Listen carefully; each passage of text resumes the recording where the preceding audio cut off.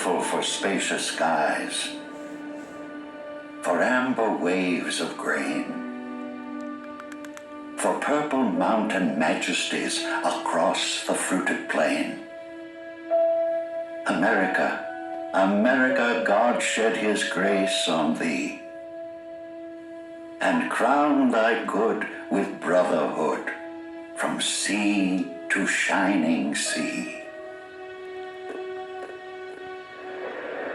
Washing over the coasts like vast waves, migrating people have left their mark on the North American continent since time immemorial.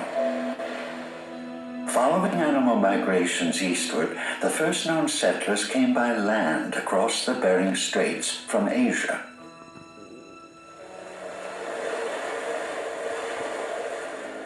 Thousands of years later, navigators sailed across storm-tossed, trackless seas.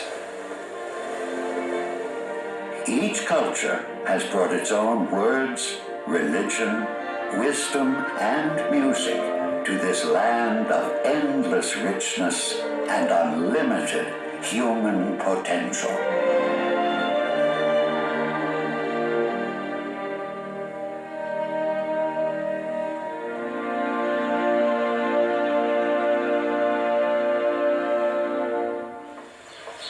European immigrants seeking new lives fled persecution, oppression, and poverty in distant lands. Slowly they established colonies, cleared rocky fields, and built small villages with uncertain futures.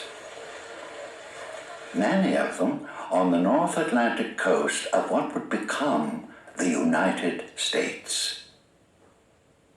The place was Massachusetts, and one of those villages grew up to be the city of Boston. In 1773, when the impassioned protest "Taxation without representation is tyranny" did not sway the English Parliament to remove the hated Stamp Act, Boston patriots staged the Boston Tea Party. In this heartfelt protest, colonists tossed bales of tea into Boston Harbor rather than pay the tax. 2 years later, on April 18, 1775, Sexton Robert Newman climbed to the steeple of Old North Church and hung 2 lanterns in the belfry arch. 1 if by land, and 2 if by sea, and I on the opposite shore will be, ready to ride and spread the alarm to every Middlesex village and farm, for the country folk to be up and to arm.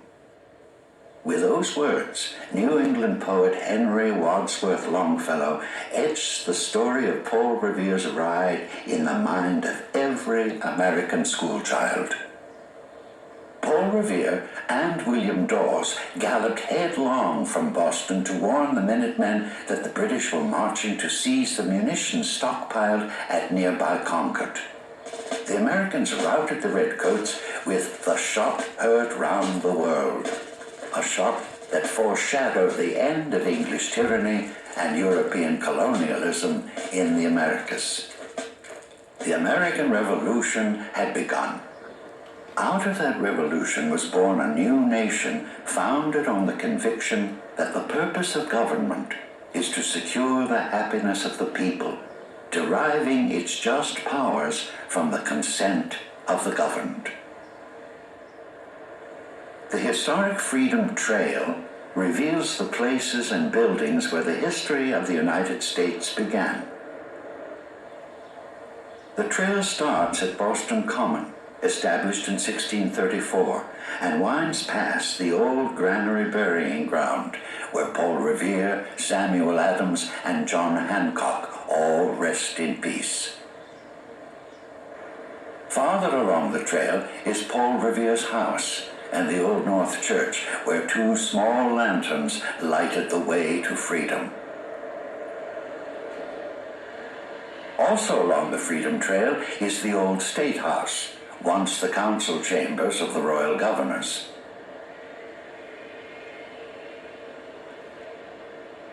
It was the site of many protests, including the 1770 Boston Massacre, in which 5 patriots were killed. Faneuil Hall, often called the Cradle of Liberty, rang with the rhetoric of the revolutionaries and then the abolitionists. 200 years later, Bostonians still hold public debates in the hall whose walls have echoed with words that changed the course of history, walls that witnessed the birth of freedom. The adjacent Faneuil Hall marketplace bustles with busy bistros, boutiques, produce stalls, and colorful flower stands. Across the Charles River in Cambridge is Harvard University, the oldest university in the country, founded in 1636. Tree-filled Harvard Yard is ringed by some of the university's most historic buildings. The oldest of all is Massachusetts Hall, built in 1720.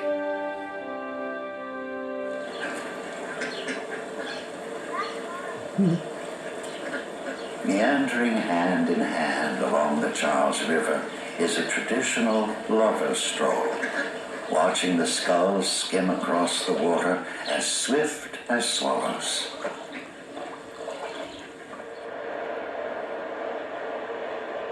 Off the coast of Massachusetts lies the enchanting Isle of Nantucket.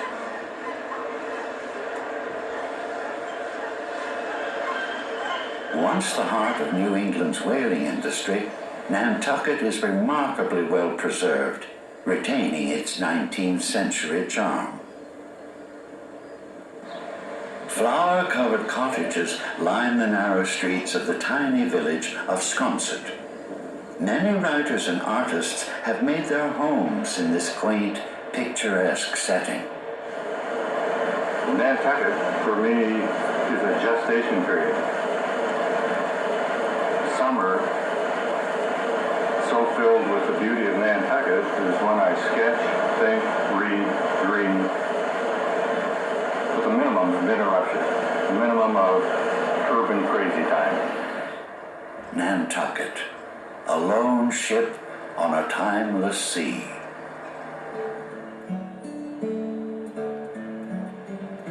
Bright rolling sand dunes that compete with sharp linear cliffs. Roses so abundant and colorful they seem almost commonplace. The peaceful environment found along the Cape Cod National Seashore remains a great retreat for those lucky enough to discover this beauty.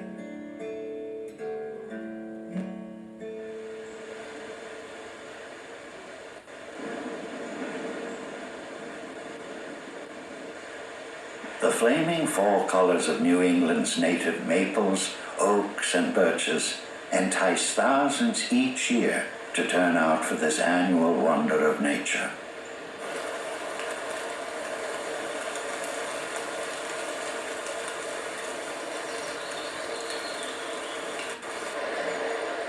Self-appointed leaf peepers monitor the silent shift from summer's green to the brilliant scarlets and golds of autumn, phoning in daily reports to local newspapers which relay the news as breathlessly as any major sports event.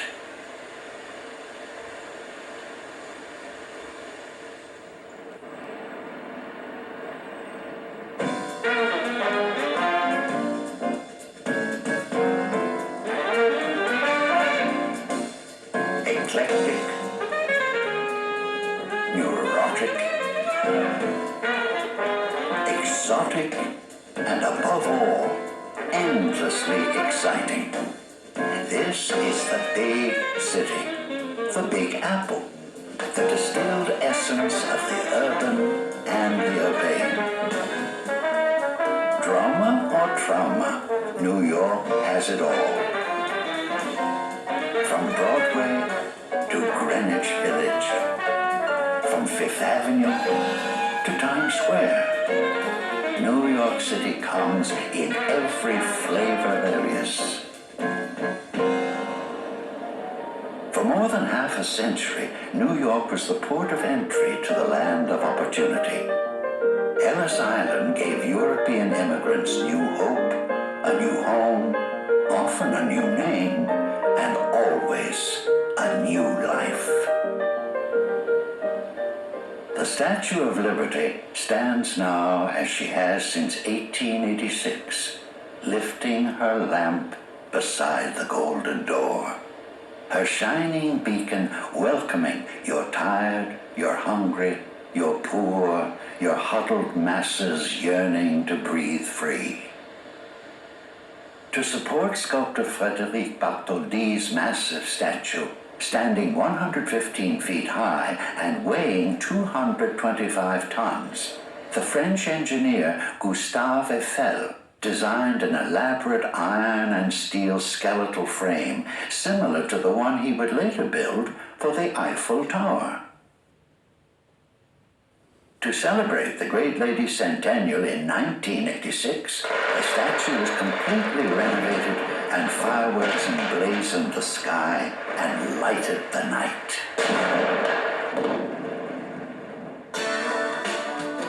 Set in a ring of bright waters, New York is a city divided into 5 boroughs: the Bronx, Brooklyn, Queens, Staten Island, and Manhattan. To most of the world, Manhattan is the city. New York, New York. 13.4 miles long and 2.3 miles wide at its widest point, Manhattan encompasses such legendary streets as Broadway, nationally recognized as the pinnacle of legitimate theater, and Wall Street, the beating heart of American finance.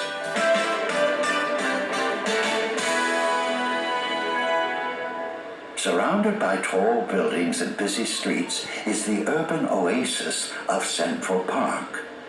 Once a scrubland, described by the poet William Cullen Bryant as a wasteland, ugly and repulsive, Central Park was transformed into an island of green refuge by Frederick Law Olmsted and Calvert Vaux in 1857.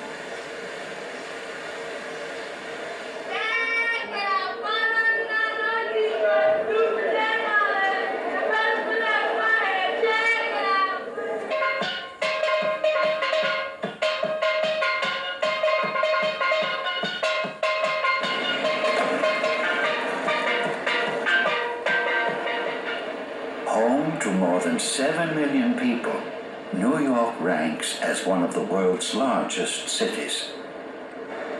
The ethnic diversity of its villages and neighborhoods reflects the cultural mix that makes New York a world unto itself.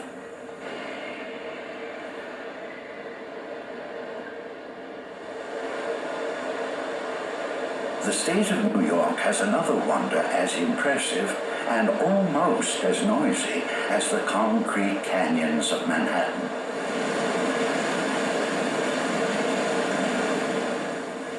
Niagara Falls is actually not one waterfall, but 3, the tallest of which is the American Falls at 182 feet high. The very name Niagara refers to the deafening roar of the plunging waters. It means thunder of water. Named by the Adirondack tribe, the falls were a place of great spiritual significance to Native Americans. Their legends spoke of a testy and belligerent god who lived behind the vast impenetrable curtain of these headlong, rushing waters. Many of the daredevils who attempted to go over the falls in barrels ended up experiencing the god's anger directly. Quite a few did not live to tell the tale, and such attempts are no longer permitted.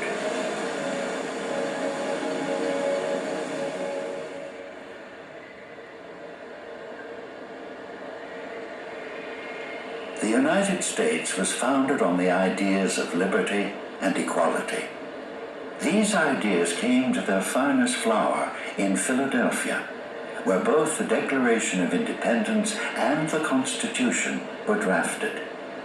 Thomas Jefferson's powerful words in the Declaration of Independence still inspire the heart and stir the mind. We hold these truths to be self-evident, that all are endowed with certain unalienable rights, that among these are life, liberty, and pursuit of happiness. Philadelphia was the new nation's first capital during the Revolutionary War. William Penn Jr., a Quaker, founded the city of brotherly love on the basis of religious freedom and tolerance. The first settlers were Quakers, seeking to live in quiet accordance with their beliefs. To govern the colony, proprietor William Penn Jr. drew up the Charter of Privileges, which opened with these words from the Bible: "Proclaim liberty throughout all the land, unto all the inhabitants thereof." In 1752, these words were engraved on the Liberty Bell. America's most historic square mile is Independence National Historic Park. Independence Hall, a handsome example of Georgian architecture, stood witness to the signing of the Declaration of Independence and the drafting of the Constitution. Defying King George III, whom the poet Shelley called an old, blind, mad, despised king, the First Continental Congress met at Carpenter's Hall. The representatives of the First United States Congress took their seats at Congress Hall.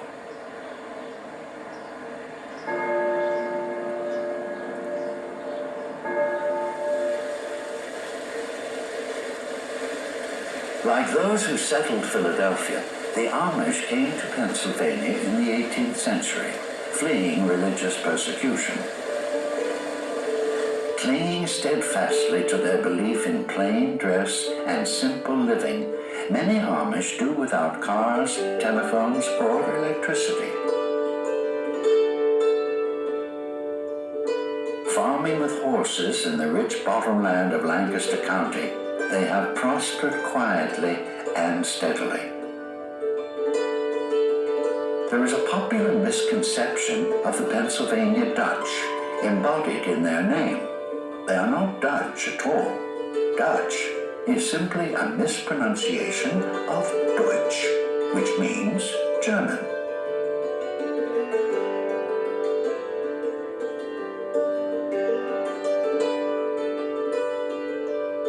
True to their principles of peaceful cooperation, they actively work with their neighbors on community activities. 93 by 106. It's a lone star. There it is. Look how pretty there. Wow. Auctions include everything from Amish quilts and used buggies to tractors.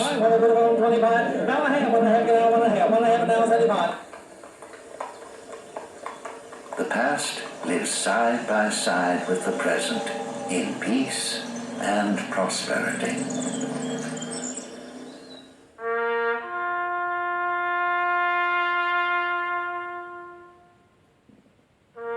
No war has ever torn this nation apart philosophically the way the war between the states did. No battle before or since has cost as many American lives as the one at Gettysburg in July 1863.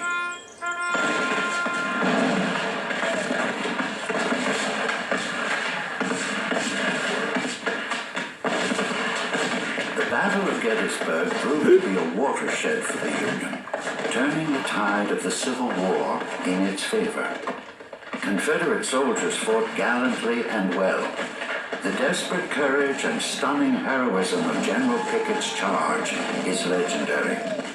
12,000 soldiers dressed in Confederate gray charged Cemetery Ridge across an open wheat field in broad daylight.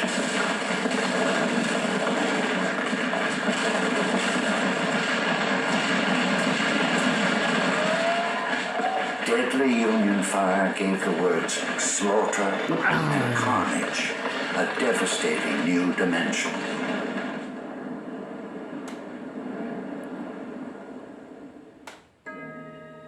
Four months later, a bowed and haggard President Lincoln gave a speech dedicating the National Cemetery at Gettysburg. 77 years ago, our fathers brought forth on this continent a new nation, conceived in liberty and dedicated to the proposition that all men are created equal. We here highly resolve that these dead shall not have died in vain, that this nation, under God, shall have a new birth of freedom, and that government of the people, by the people, for the people, shall not perish from the earth. The South incorporates a stunningly rich diversity of American cultures: Appalachian, Old South, New South, African, Cuban, and Cajun.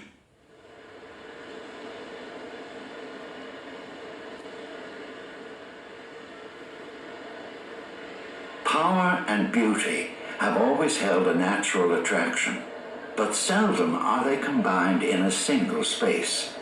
As the capital of the United States of America, Washington, D.C. emanates the aura of power.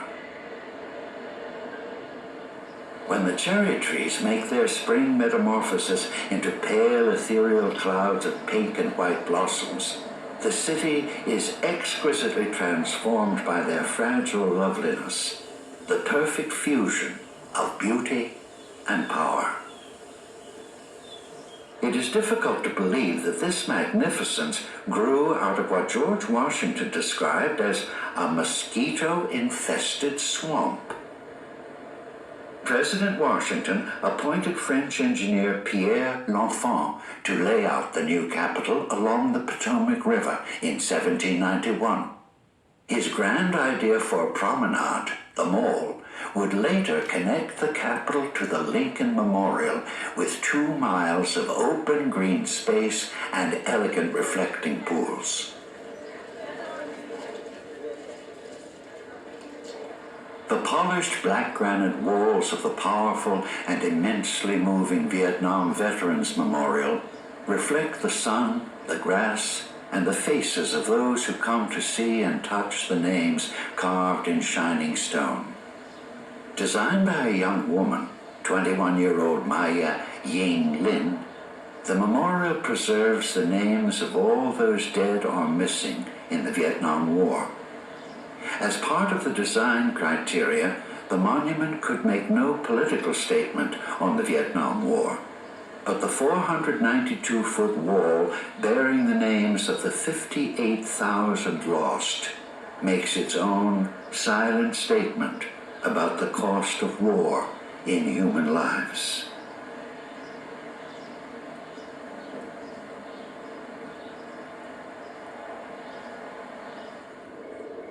Also on the Mall is a gift from an Englishman who had never been to the United States. He left his entire fortune, $500,000, to found an institution in Washington to increase and diffuse knowledge. His name was James Smithson, and his legacy is the Smithsonian Institution. The Flamboyant Castle was the first of the museums. At last count, the Smithsonian administers 14 museums with a staff of 4,000 and houses 75 million items in its collection. So packed is America's attic that only 1% of the collection at the Museum of Natural History is on display.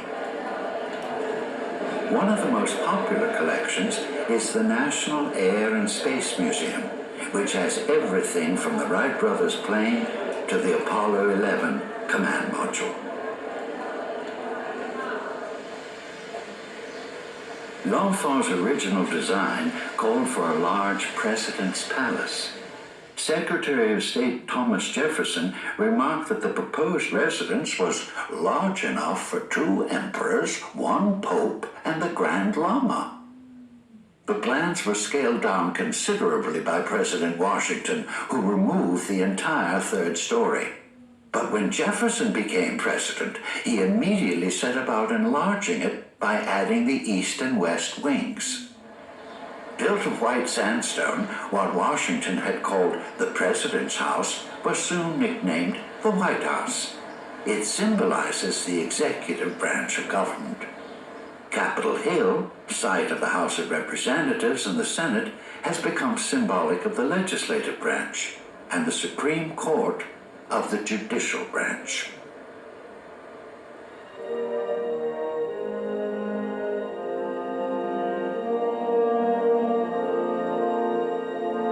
Considering that Washington, D.C. is the ultimate seat of power in the United States, what lingers longest is the impression of Washington's monumental beauty.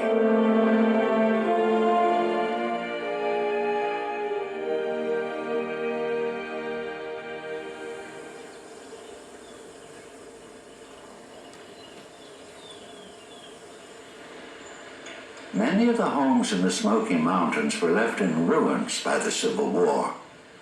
Patiently rebuilt again over the years, they retain much of their original down-home charm. In the Great Smoky Mountains that touches the sky, where a man is born free. The Appalachian culture, its handcrafts, music, and song remain as vibrant as they were more than a century ago.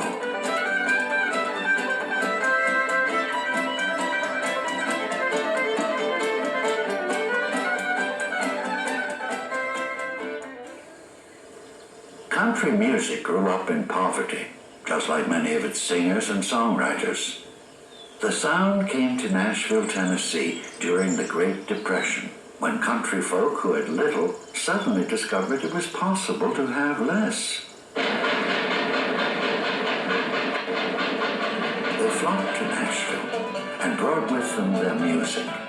Centuries-old Irish and British folk songs met up with the rhythms of Tin Pan Alley, the fervor of gospel, and the aching melodic line of the songs of former slaves. Then singers added dreams of fame and riches. Out of the potent mix of poverty, hope, and music came Hank Williams, Roy Acuff, Dolly Parton, and Loretta Lynn.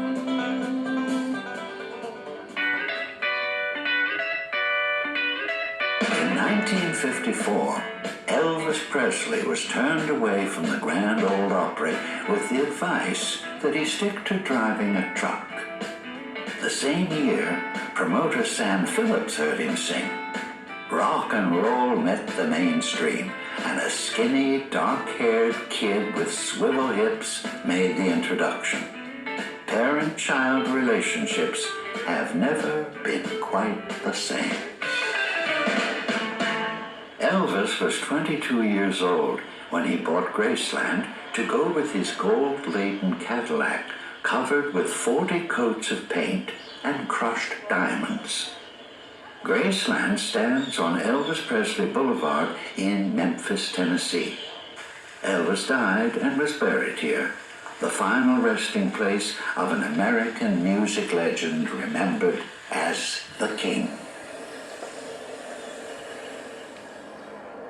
Located on a thumb of land where the Cooper and Ashley rivers flow into the sea, Charleston heard the first shot fired in the Civil War. Its gracious architecture and magnificent gardens retain the flavor and charm of the Old South.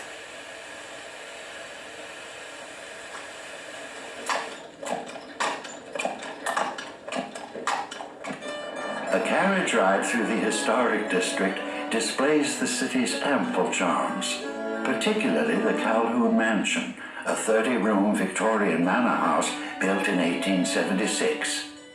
The Edmonston Alston House, and the Nathaniel Russell House.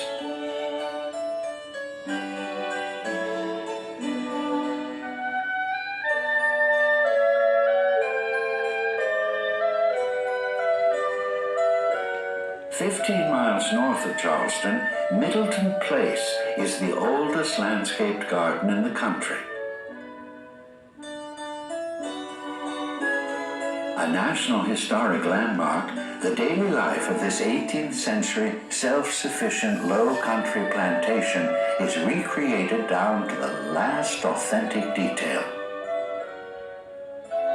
Lush gardens laid out by Henry Middleton in 1741 feature the oldest camellias in the New World.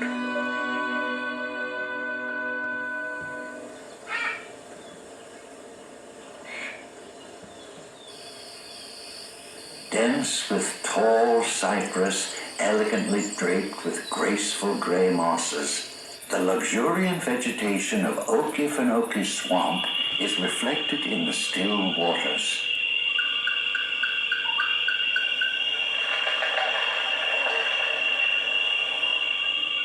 This spiritually powerful, eternally mysterious marshland covers an area of 660 square miles, stretching across southern Georgia into Florida. The Creek tribe gave it the name Okefenokee, land of the trembling earth.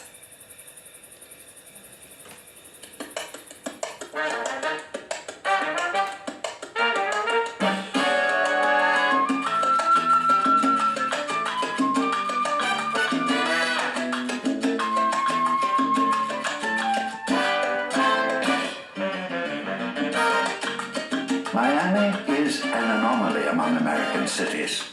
The southernmost major city in the United States, nobody thinks of it as being southern. Much of Miami's exotic appeal comes from its Latin heritage. Juan Ponce de Leon found Florida in 1513. Miami's present Latin flavor is derived mainly from Cuban, Central, and South American influences. Little Havana is a world of its own. Calle Ocho is the main street, lined with cafes filled with Cuban men concentrating intensely on dominoes and cards. Many of the residents are the well-educated professionals who fled Cuba's communist regime in the late 1950s. Others came much earlier, bringing such skills as the precision cutting and rolling of superb hand-rolled cigars, using the same techniques that have made Havana cigars world famous.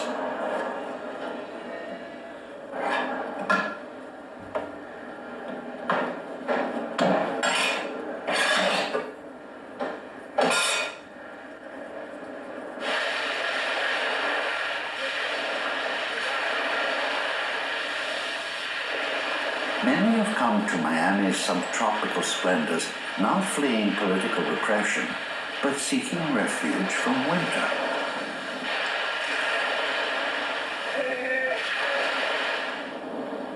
Coconut Grove, famed as an exclusive neighborhood, is where international harvester magnate James Deering decided to escape Midwestern winters.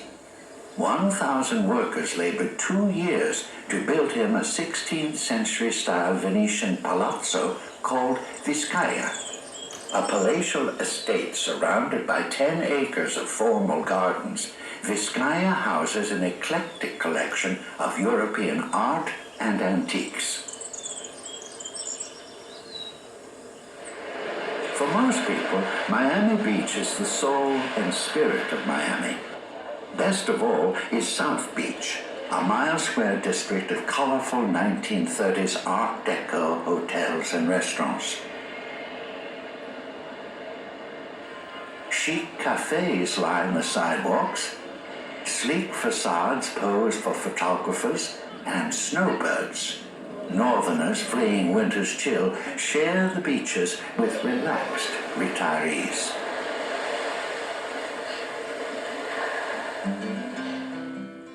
The road to relaxation popularly known as Route A1A, leapfrogs from island to island along the southern tip of Florida. Stretching tenuously out across the turquoise sea, the Florida Keys are a string of tiny islands that end in Key West, the southernmost point of the continental U.S. 90 miles from Havana, Cuba, Key West is adrift in a vast expanse of blue sea and sky. Mellow may be too hectic a term to describe the lifestyle of the resident conchs, a nickname for Key Westerners derived from the conch shells found offshore. The 30,000 islanders pass the time by taking careful inventory at the numerous drinking establishments, thrilling at the chance to land the big one,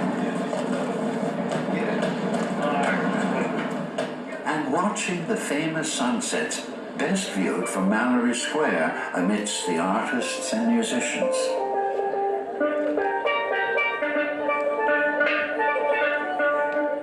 Famed novelist Ernest Papa Hemingway lived in Key West, fished the azure waters, and used these enchanting islands as the setting for his novel, To Have and Have Not.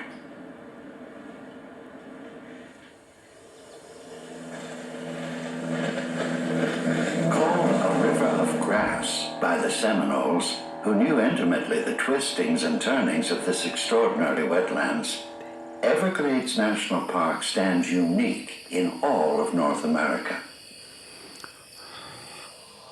The Everglades is actually a slow-moving freshwater river 100 miles long, 50 miles wide, and no more than a few inches deep. Wherever the soil rises even 3 inches above the water, pine and hardwood trees take root.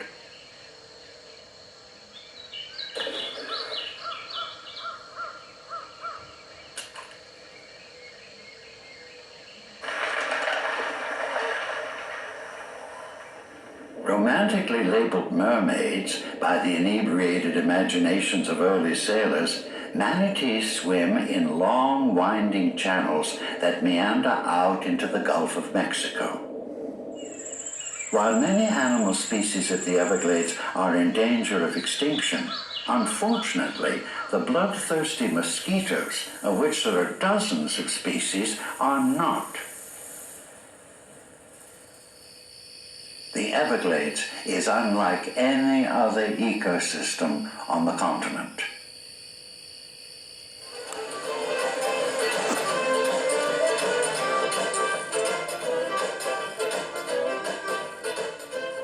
Cajun,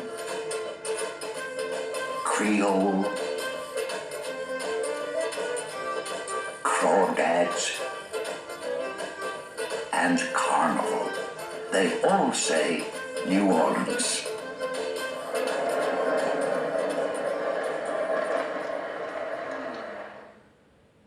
The city was settled by the French in 1718. And the picturesque French Quarter embodies the original charm of New Orleans. The French Quarter's Creole architecture combines both French and Spanish styles and is noted for its iron lace balconies, pastel wooden shutters, and shady cobbled courtyards.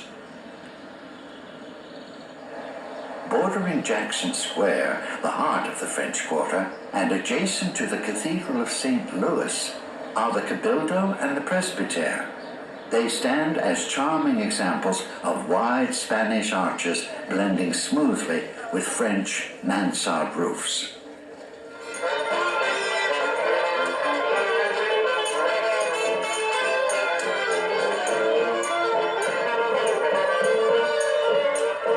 Mardi Gras Parade is only one of about 50 parades that take place during New Orleans carnival season, but it is certainly the most spectacular.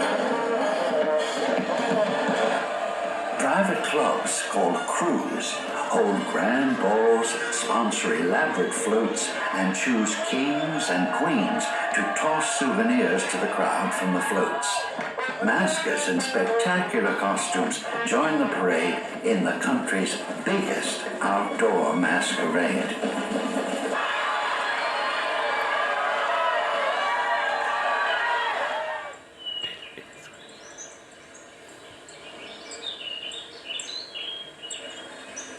The word Cajun is a corruption of Acadian, the name for the French Canadians exiled from Acadia after the Treaty of Utrecht granted their colony in Nova Scotia to the British in 1713. They settled in the mysterious and isolated Louisiana bayous. Over the centuries, the Cajuns created a distinct culture with its own language, music, and cuisine. Zydeco bands stomp and fiddle infectiously at clan gatherings.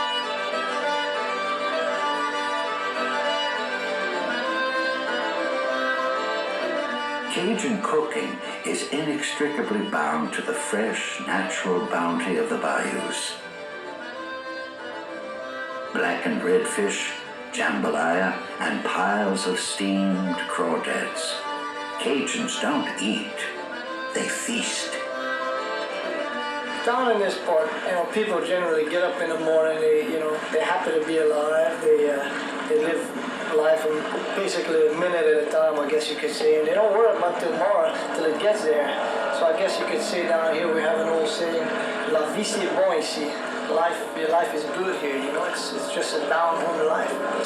If there's anything that can be said for the Cajun way of life, it's be simple.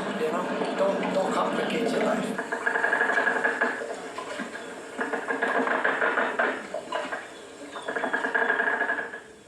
Plantations along the Mississippi River north of New Orleans contributed substantially to the city's wealth.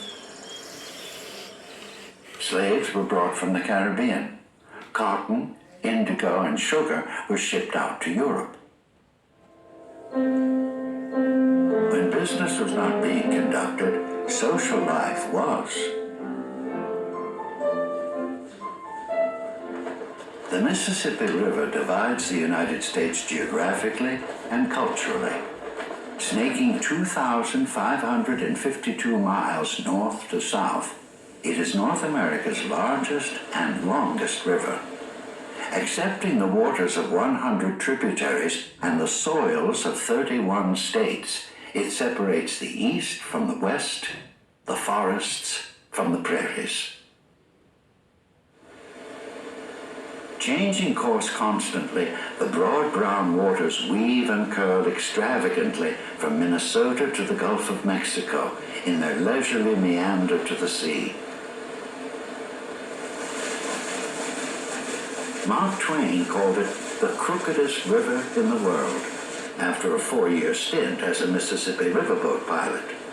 From the experience, he took his nom de plume, Mark Twain, which signifies water 2 fathoms deep.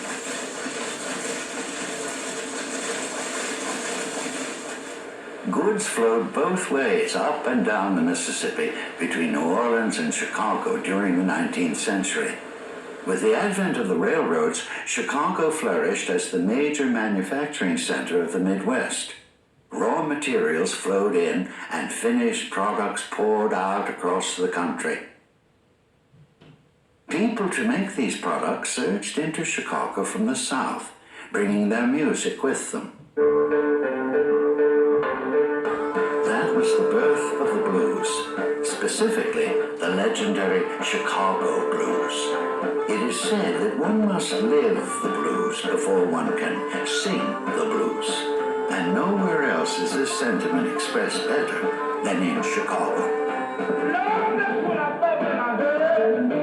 I thought I heard my baby Junior, listen.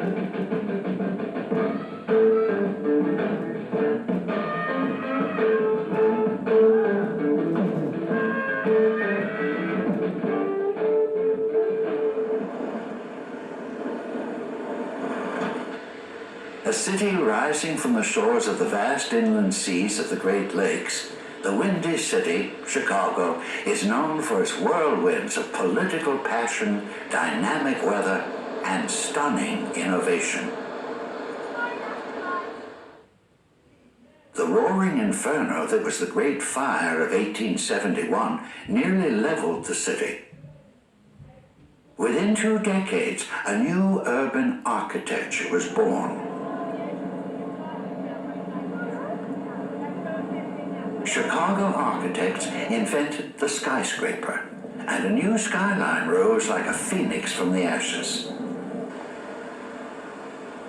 The 110-story Sears Tower is the tallest building in the world, so tall that from the observation deck it is possible to see the curvature of the earth.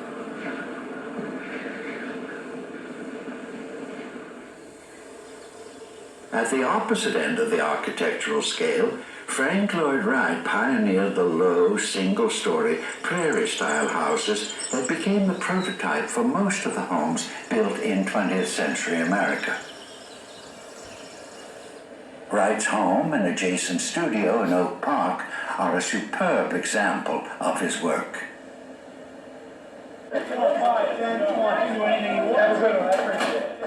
Some things are simply unique to Chicago.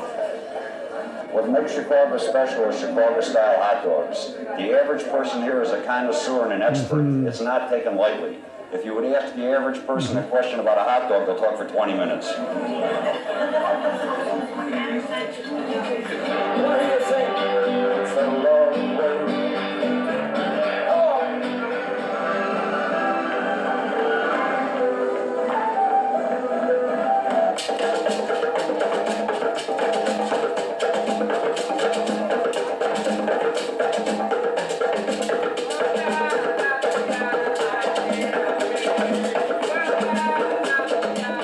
A century ago, 90% of Chicago's population were immigrants or first-generation Americans.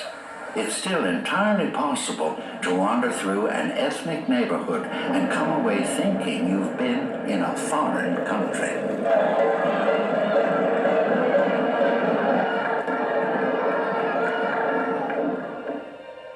Crossing the Mississippi with all their worldly goods, pioneers heading west in the mid-1800s considered St. Louis the last bastion of civilization. To honor its role as the gateway to the West, St. Louis erected one of America's most recognizable landmarks in 1965, the Gateway Arch.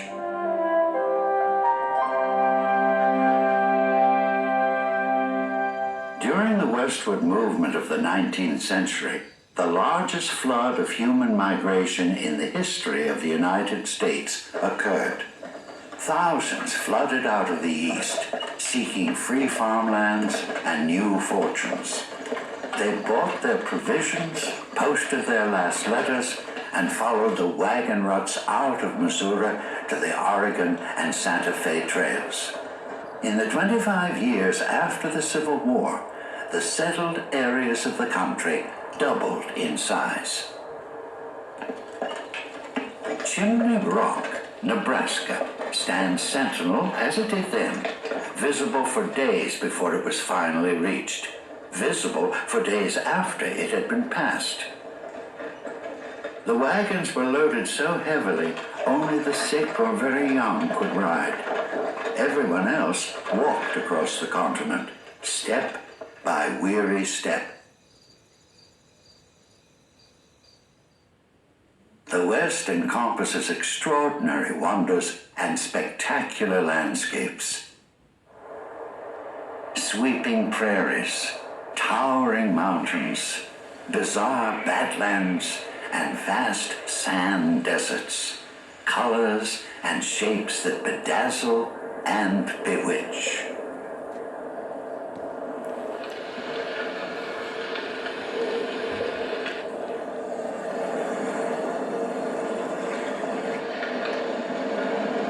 Locked in its mountain fastness, Yellowstone National Park is so strange, so wondrous, that the Salish and various other local tribes believed it to be under an enchanted spell. When mountain man John Coulter first told people about Yellowstone in 1807, they thought he must be mad. Scalding water, shooting hundreds of feet into the air, pools of purple, red, and yellow boiling and bubbling, icy water plunging hundreds of feet into the river. Yet Coulter was vindicated because all those natural marvels are part of Yellowstone.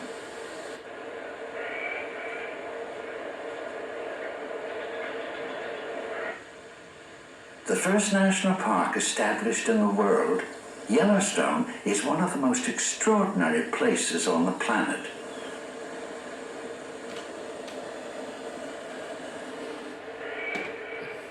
It is an enchanted land, and the animals are no less magical than the scenic wonders of Yellowstone.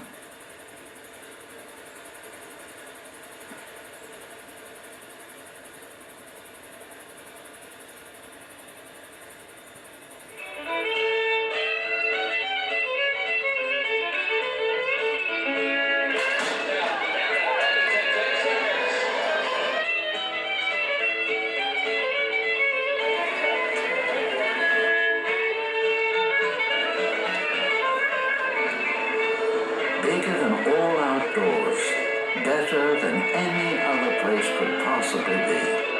That's the Texans' view of Texas.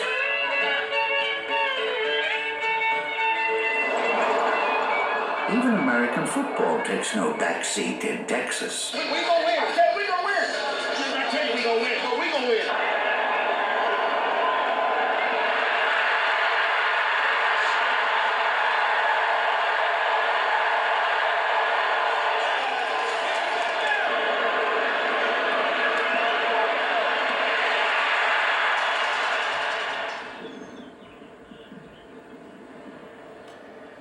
Rich with rustic adobe buildings and old Spanish missions set on the banks of a graceful curving river, San Antonio was built on the site of a tiny native village in 1718. The village had welcomed its first European guest nearly 120 years before, when the roving Franciscan friar, Padre Marcinet, followed the river and stumbled upon the village on the feast day of St. Anthony, and so named the village San Antonio.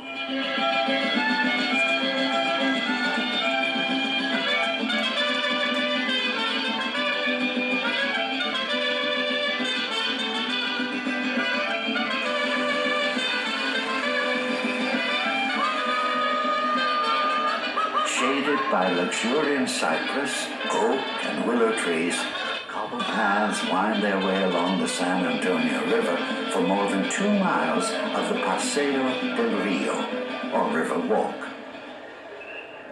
At the heart of San Antonio is the Mission San Antonio de Valero, best known as the Alamo. Overrun by General Santa Anna's huge Mexican army, both backwoodsman Davy Crockett and mountain man Jim Bowie were among the 189 men who died defending the Alamo in 1836. Austin, El Paso, Houston, Dallas, all are cities that are at the center of countless stories of the Old West. The flat Texas landscape is perforated with modern skyscrapers rising to compete for the sunlight.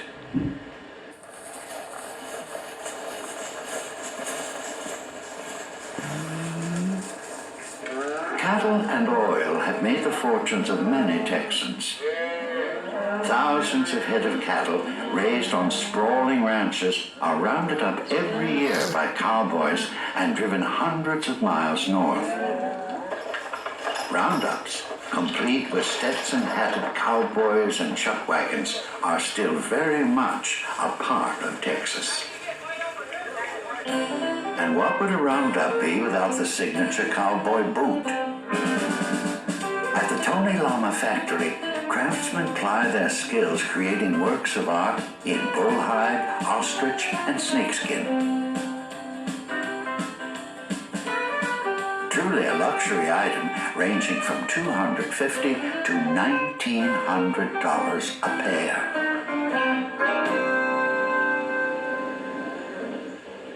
60% of all the oil and gas wells drilled in the United States are drilled within a 500-mile radius of Houston. Cattle and oil together fueled the massive human migrations that swept over Texas in the 19th and 20th centuries. In this stark, inhospitable land of the Southwest, the Anasazi, whose name means the Ancient Ones, built elaborate dwellings. Some were built into almost inaccessible cliffs. They remain engineering marvels of this age-old agrarian civilization that migrated from the surrounding flatlands some 700 years ago. Archaeologists believe that warfare and possibly the lack of water forced the Anasazi to seek safety and mountain springs high on the cliffs. In the land of the Ancient Ones, only the silent, wind-swept ruins remain. Called the Dancing Ground of the Sun by the Pueblo tribes, the site where Santa Fe now stands is a 7,000-foot-high plateau surrounded by sagebrush-swept desert and the forested peaks of the Sangre de Cristo Mountains.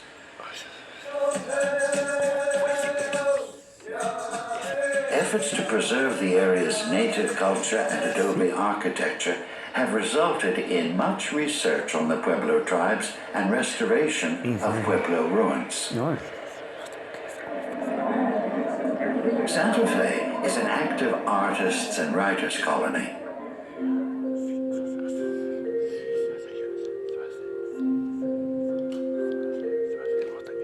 Novelist D.H. Lawrence wrote that the moment I saw the brilliant, proud morning shine high up over the deserts of Santa Fe, something stood still in my soul, and the old world gave way to a new.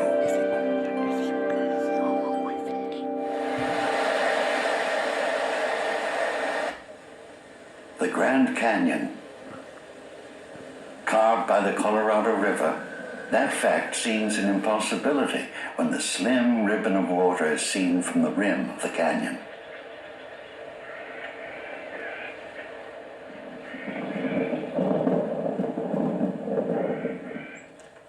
It is a just measure of the scope of this great wonder that the mighty Colorado is dwarfed by the very canyon it created.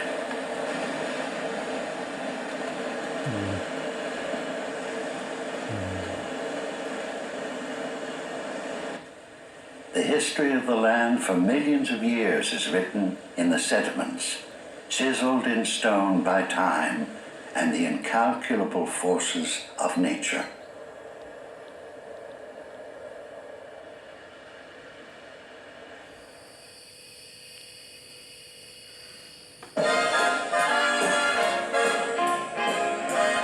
An island of neon in the middle of a desert, Las Vegas comes alive after dark with an explosion of lights.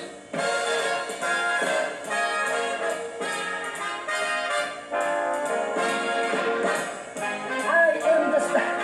You better.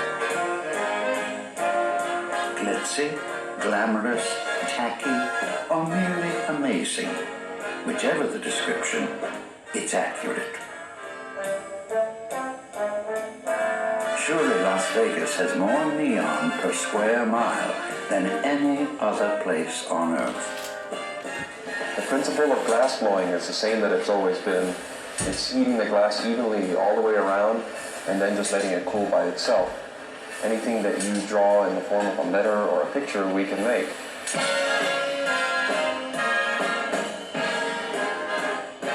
Las Vegas, the art of taking excess to extremes.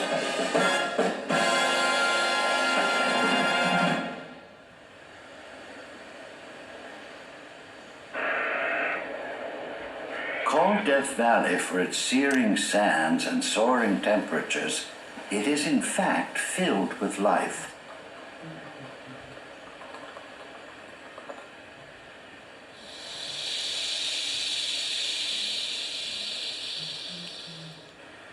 Busy, scurrying creatures often sleep by day and hunt in the cool of night.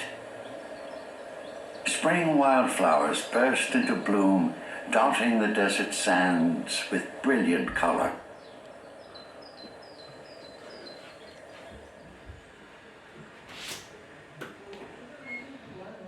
Called the Golden West, the Pacific region stretches from California to Alaska to the Hawaiian Islands. A land of opposites, sandy, sun-soaked southern beaches give way to misty, mysterious northern rainforests.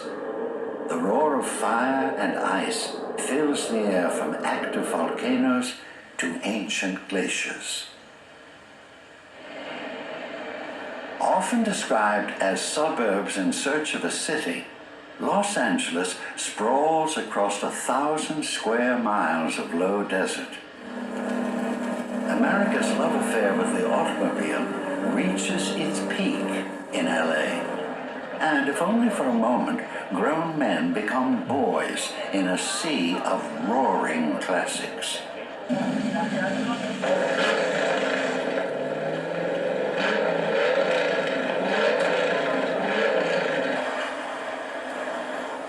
People don't walk in LA, they drive. And of course, the freeway traffic is legendary.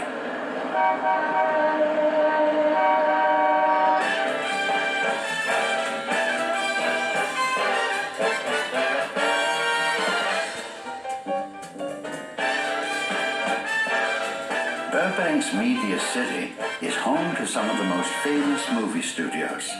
Walt Disney Studio, locally known as the Mickey Mouse House, Warner Brothers, and the NBC television studios are all here. Many of Hollywood's most memorable moments were born in Burbank.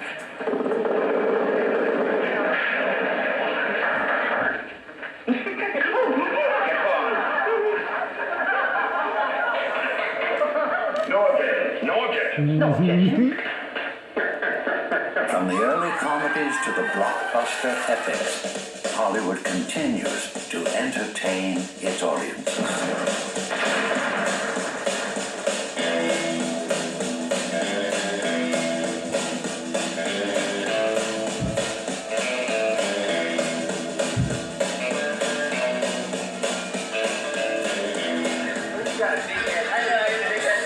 What's one word for fun on the beach? The answer has to be Venice. Rollerblading, playing volleyball, sauntering or sunning, Venice has everything a beach could possibly offer.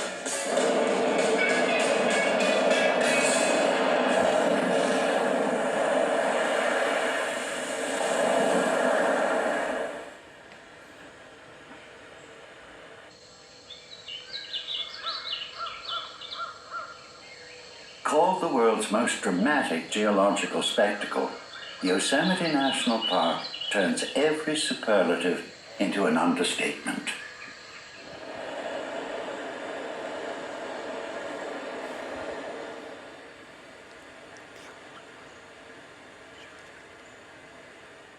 Yosemite Valley is walled by sheer granite cliffs 1 mile high, from which waterfalls cascade.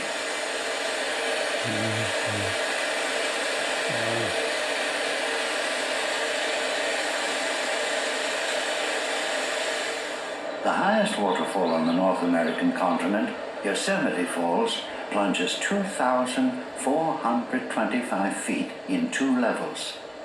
The upper fall is 1,500 feet high, by itself 9 times the height of Niagara.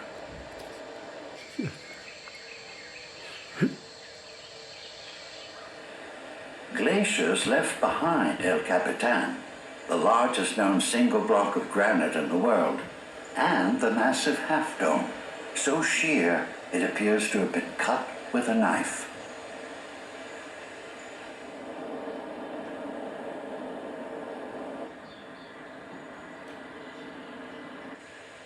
Spanning the opening to the bay, the mile-long Golden Gate Bridge is San Francisco's best-known landmark. Built in 1935 during America's Great Depression, it is easily one of the most beautiful bridges in the world.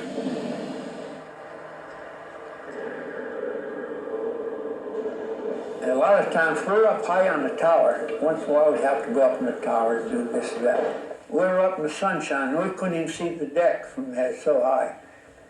But it was nice sometimes, but most of the time it was miserable. But it was honest and the money was there and we were crazy to do it, so we loved it.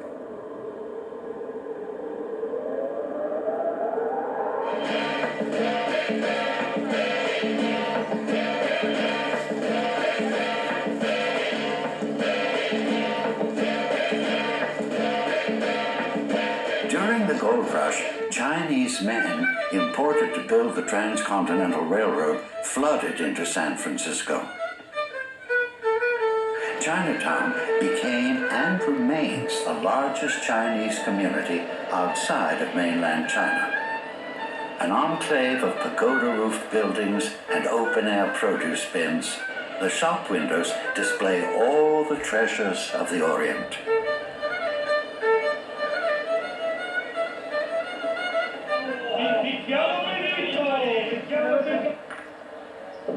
Nearby is North Beach with its colorful Italian neighborhoods. The Castro District, center of San Francisco's gay community, and the Mission District, where Latino cultures maintain their heritage.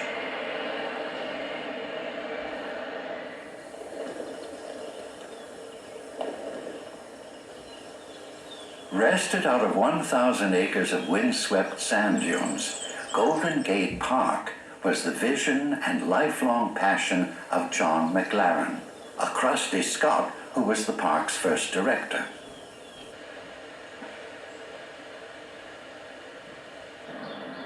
A Victorian conservatory, a superb arboretum, an exquisite Japanese garden, and 3 fine museums are nestled among the trees and lawns McLaren planted.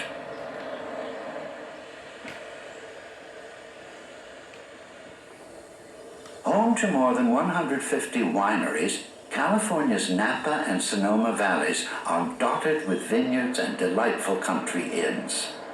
The grapes produce dozens of premier wines, including Cabernet Sauvignon, Pinot Noir, Chardonnay, and Sauvignon Blanc. Each of the wineries offers wine tasting, insight into the history of winemaking, and often fascinating glimpses into the process itself, from the vines to the grapes, to the crushing, to the casks.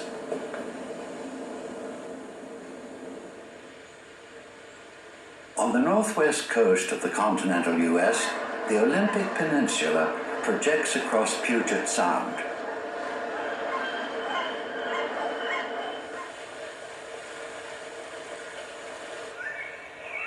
One of the few temperate rainforests, the peninsula has giant trees whose trunks and branches are thick with moss. Ferns, mushrooms, mosses, and over 300 species of plants fill the forest with a sense of rich luxuriance.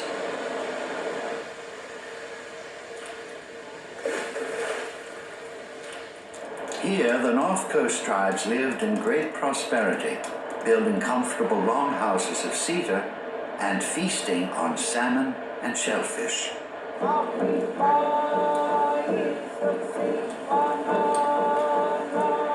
They still come to these shores to sing ancient songs and perform traditional dances.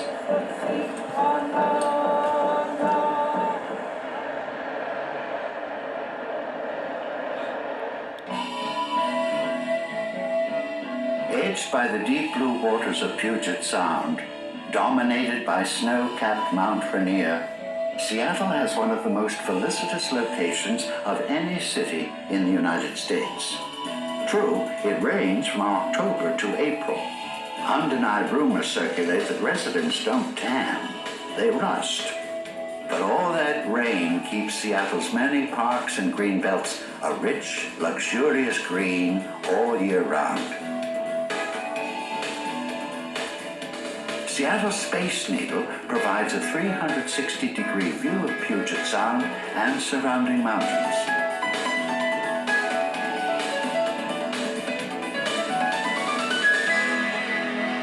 Overlooking the Sound is Pike Place Market, a farmer's market founded in 1907.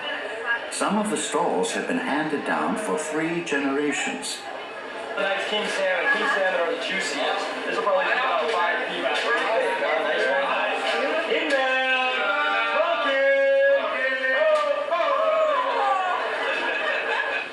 A cornucopia of all the richest bounty of the West Coast, Pike Place Market offers fresh-caught king salmon, Dungeness crab, oysters, asparagus, wild mushrooms like morels, chanterelles, and porcini, as well as blueberries, strawberries, peaches, and apricots.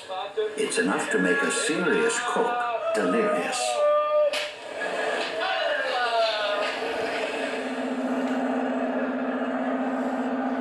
Any of several charming islands in the Sound are reached by ferries that run rain or shine. They sail to Elliott Bay, to Bainbridge Island, up the Sound to Whidbey Island, and over to Tillicum Village on Blake Island.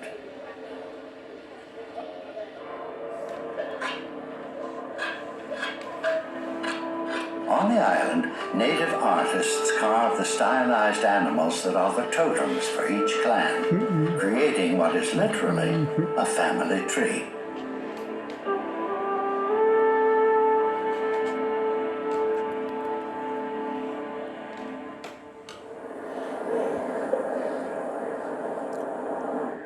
The largest state, the northernmost state, Alaska, is the kind of place superlatives were made for.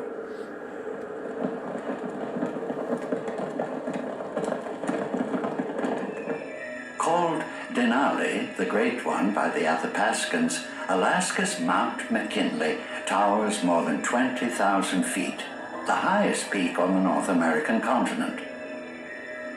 Denali National Park comprises a stupendous 6 million acres of mountains and tundra, set aside to preserve native wildlife.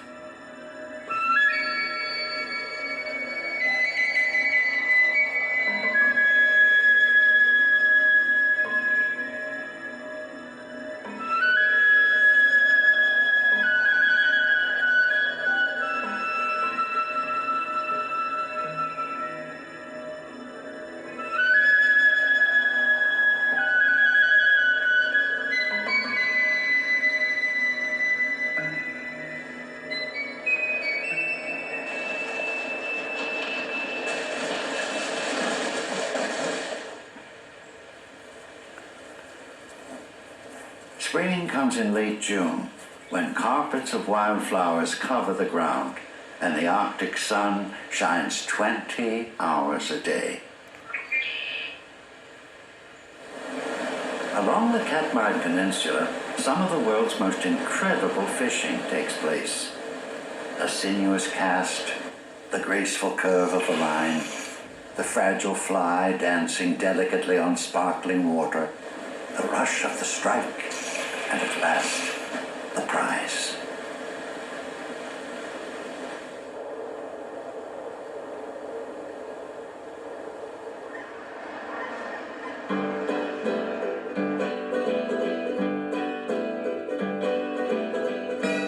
A long chain of islands stretches 1,600 miles across the blue waters of the Pacific. The Hawaiian Islands were formed by a series of volcanic eruptions.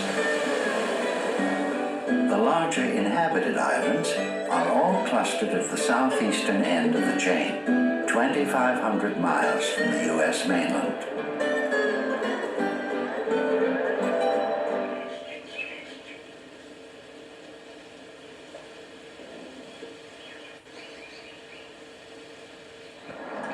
Beneath the transparently clear waters of Pearl Harbor lies the USS Arizona.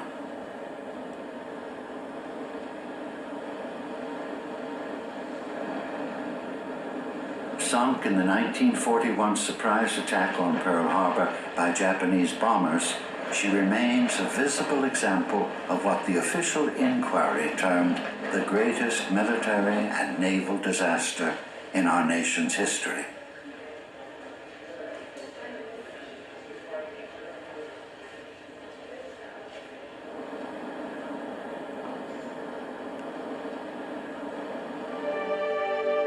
The largest dormant volcano in the world, Haleakala was called by native Hawaiians the House of the Sun. From the top of Haleakala, the god Maui lassoed the sun to force it to make its way across the sky more slowly.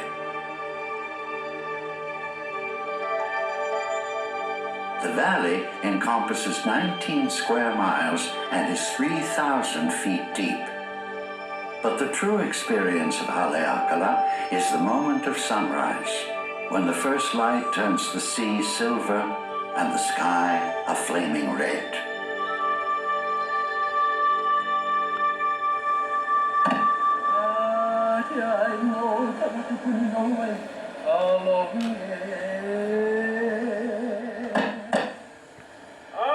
Dawn washes light over the islands of Oahu, Lanai, Molokai, and Hawaii, and the rising sun burnishes the sea until it glows like molten gold.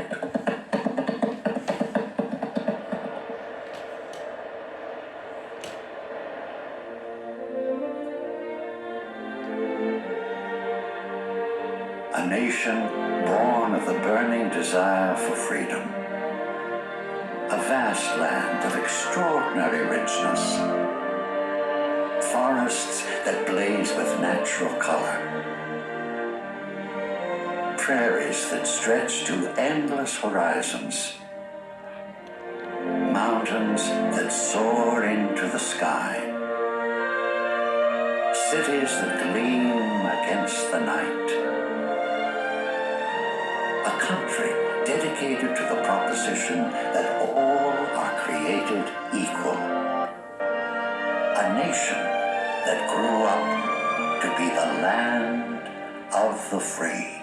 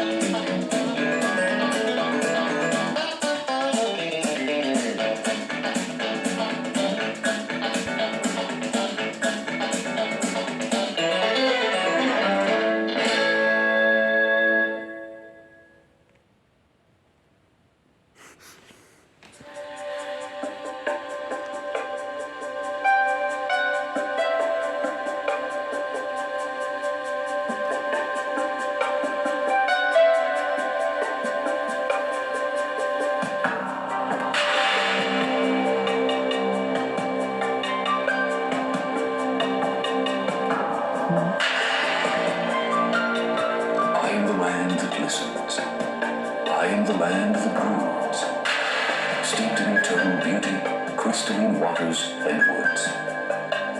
The words of Robert Service are as compelling today as when the poet first trod the untamed frontier of the Yukon at the turn of the century. A country of sophisticated cities and magnificent wilderness, Canada spans the vast northern expanses of the North American continent, from the Atlantic to the Pacific, from the farthest reaches of the Arctic to its southern border with the United States.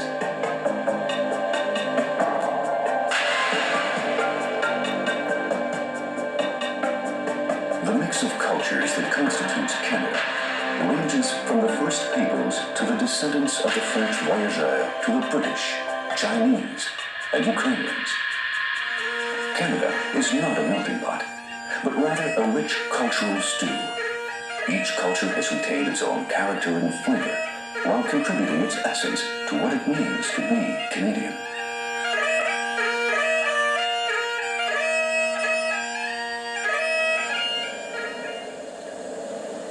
Canada, with a population of only 27 million people, is home to fewer people than live in the state of California. Yet in this vast land, 80% of all Canadians live within 100 miles of the U.S. border. In contrast, the northern and Arctic regions are virtually unpopulated. They are home to the polar bear, the caribou, and to one of the world's best-known symbols of wildlife preservation, the baby harp seal. The second largest country in the world, Canada encompasses nearly 4 million square miles of territory. The region known as Atlantic Canada includes the provinces of New Brunswick, Newfoundland, Nova Scotia, and a small and very beautiful island called Prince Edward Island.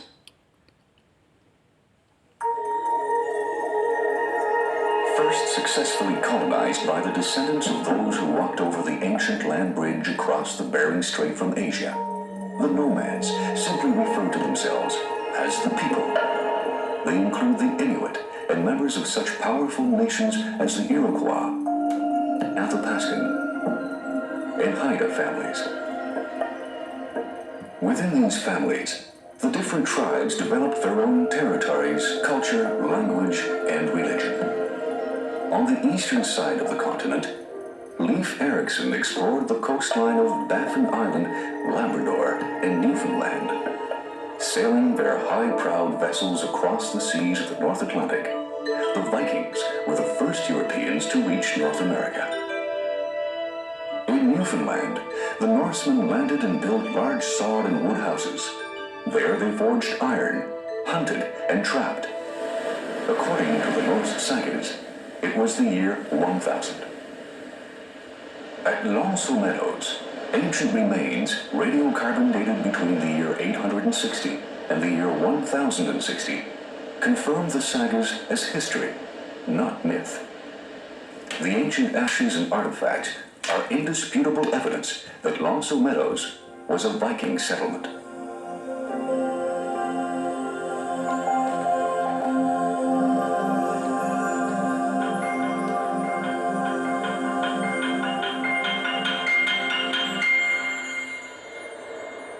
Nearly 5 centuries after the Vikings, the Anglo-Italian explorer John Cabot entered into his captain's log the sighting of the coast of North America on the 24th of June, 1497. The Cabot Tower at Signal Hill honors what historians describe as the intellectual discovery of America. For though Cabot claimed the new continent for England, he neither colonized it nor carried back riches. Signal Hill, long a witness to Newfoundland's history, rises above the harbor of St. John's, the provincial capital. The memory of battles fought between the British and the French is kept alive by the Signal Hill tattoo. Company, halt! Company, fire!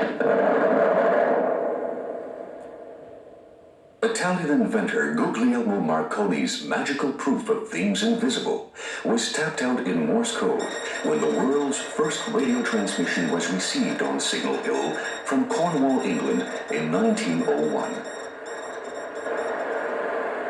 The system of flags that once flew to warn sailors of the hazards of the sea are now replaced by marine radio frequencies, carefully monitored by all the ships at sea.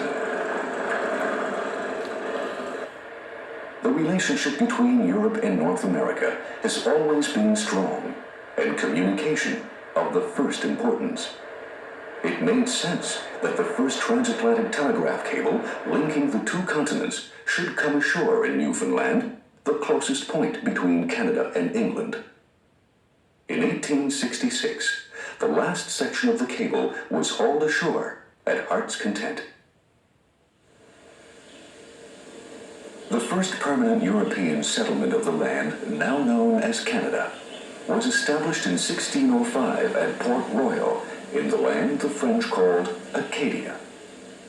Telling you the story of the Acadian people, we have to start off in their homeland, which was France. The Acadians were colonizers. They wanted to come and start a new life. They came and they based their economy on agriculture. Now, they were happy here under French rule, but eventually in 1713, with the Treaty of Utrecht, this became a British colony. And the Acadians were told that if they wanted to stay, they had to become British citizens, which meant defending England, signing an oath of allegiance. They refused, the British didn't push for a while, but eventually, after the 7 Years' War, the British couldn't trust the Acadians anymore. So they told them that they had to sign or leave. Acadians refused, and they were deported to the New England colonies. So they eventually left, migrated throughout the world, went to many places such as Martinique, Santo Domingo, France. Some came back here, and we have the cultures vibrant today. But the majority, as you may probably know, went to Louisiana, and you know them as the Cajuns.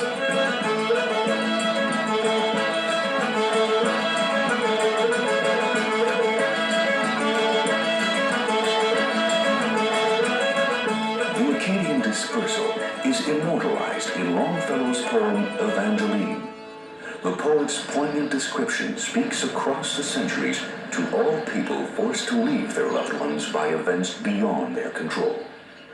Wives were torn from their husbands, and mothers, too late, saw their children left on land, extending their arms with wildest entreaties.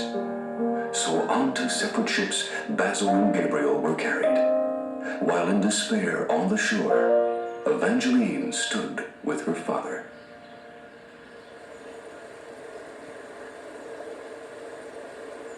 Colonel Edward Cornwallis founded the city of Halifax in 1749, establishing British control in Nova Scotia. Throughout the 18th century, both England and France had built forts along the coast to enforce their claims to the rich North Atlantic fishing grounds.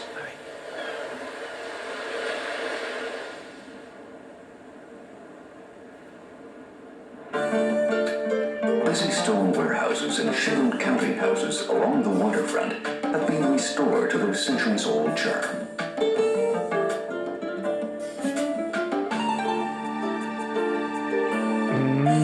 Halifax is home port to the Blue Nose II, a replica of the famous 19th century fishing schooner.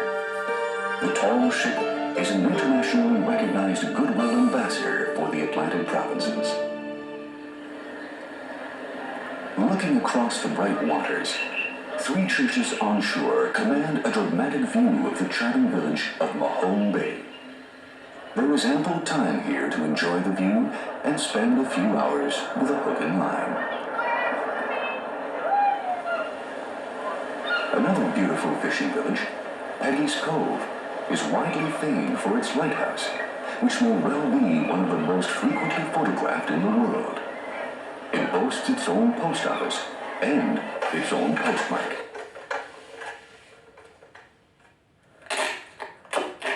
Peggy's Cove is also well known for its lobster. Always absolutely fresh, always absolutely delicious. We get our lobsters fresh from the bay, and people can come over and pick lobsters out themselves, or we will eat them and pick them out. Eating lobster is a skill, but having to practice is no hardship at all. Fly fishing is also a skill. A bit more difficult to master than cracking lobster, perhaps, but offering similar rewards. Widely considered the ultimate prize in fly fishing, Atlantic salmon are called the kingly salmon. For centuries, they were the prerogative of royalty and the aristocracy. The Miramichi River in New Brunswick supplies some of the finest Atlantic salmon fishing in the world. Nicolas Denis, a 17th century traveler, observed of the Miramichi. So large a quantity of salmon enters this river that at night one is unable to sleep. So great is the noise they make in falling upon the water after having thrown or darted themselves into the air while passing over the river flats. Like most North American rivers, the Miramichi fell on hard times. Pollution and overfishing devastated the spawning salmon. New Brunswick moved so effectively to protect the fish that the Miramichi River is now the most successful Atlantic salmon fishery on the continent.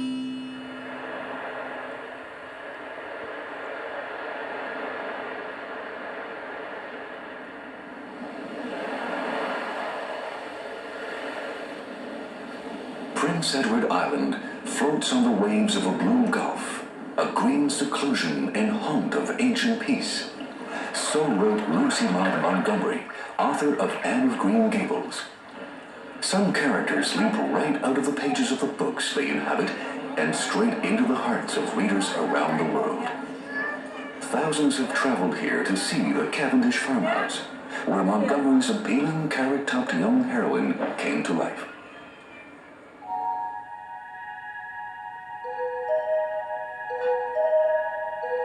Helicopters from Prince Edward Island and the Magdalen Islands airlift wildlife adventurers to the ice floes to see the harp seal nursery. It is one of the premier wildlife experiences in the world.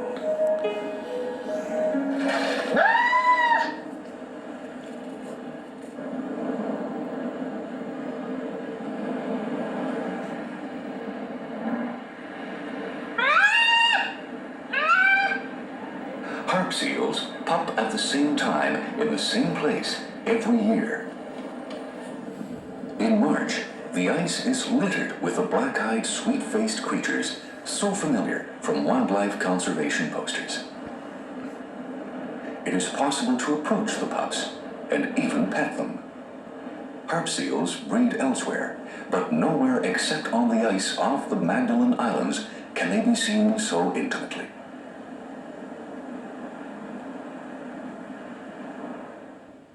Eastern Canada includes Quebec, Canada's largest province stretching over 1,200 miles, and Ontario, the most heavily populated as well as the wealthiest and most industrialized. Commissioned by François Ier of France to find gold in the New World and a northwest passage to Asia, Jacques Cartier sailed up the St. Lawrence River in 1535. Landing at an Iroquois village near the site of what is today Quebec City, he asked the natives what they called this land.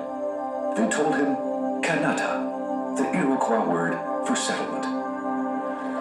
For the next 100 years, the staple fur traded was beaver, as well as fancy furs such as lynx, Arctic fox, and mink.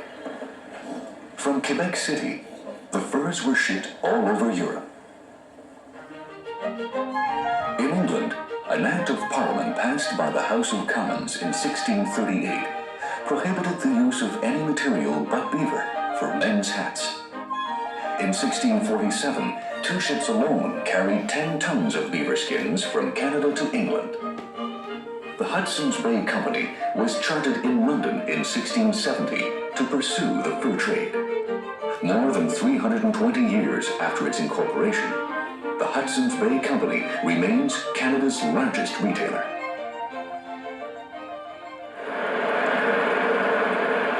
First observed by Europeans in 1542, Montmorency Falls is a shimmering, crystalline wonder. 6 miles outside of Quebec City, the roaring falls plunge 274 feet, more than 1.5 times the height of Niagara Falls. In the winter, the spray forms a sugar loaf that offers an irresistible temptation to slide 70 feet to the bottom. Past and present meet on every corner of old Quebec City. The British commander James Wolfe laid siege to the city after marching the 6 miles from Montmorency to Quebec during the 7 Years' War between England and France. In 1759, French General Montcalm sent soldiers to battle the British on the Plains of Abraham. Wolfe won the Battle of Quebec, and that fateful victory cost France her claims to Canada.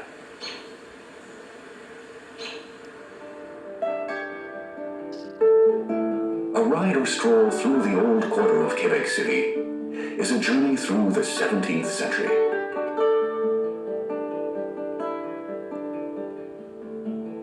Set like a 17th century jewel overlooking the proud and powerful St. Lawrence, Old Quebec City is divided into two parts, Upper Town and Lower Town. A landmark of Lower Town is Notre-Dame des Victoires, an exquisite stone church designed by French architect Claude Baillif. It was constructed in 1688 on the site of Quebec's first trading post.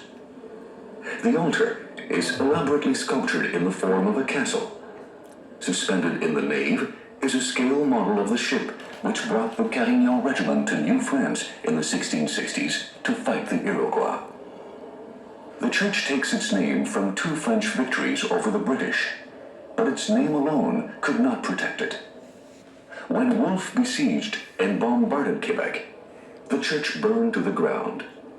Notre-Dame des Victoires was restored in 1766 and again in 1969. Looming high on the rocky cliffs of Cap Diamant is one of the leading landmarks of Quebec, the baronial Château Frontenac. Built by the Canadian Pacific Railway in 1892, the Château Frontenac initiated a tradition of chateau-style hotels that became a uniquely Canadian architectural form. Quebec is a rich potpourri of old and new, of past and present. Though England won Quebec from France 200 years ago, 80% of all Québécois are direct descendants of the French voyageurs and the colonists of New France. And while the nation as a whole has two official languages, French and English, French alone is the official language of the province of Quebec. Even the culture and art are unique, different in both approach and technique from the rest of Canada.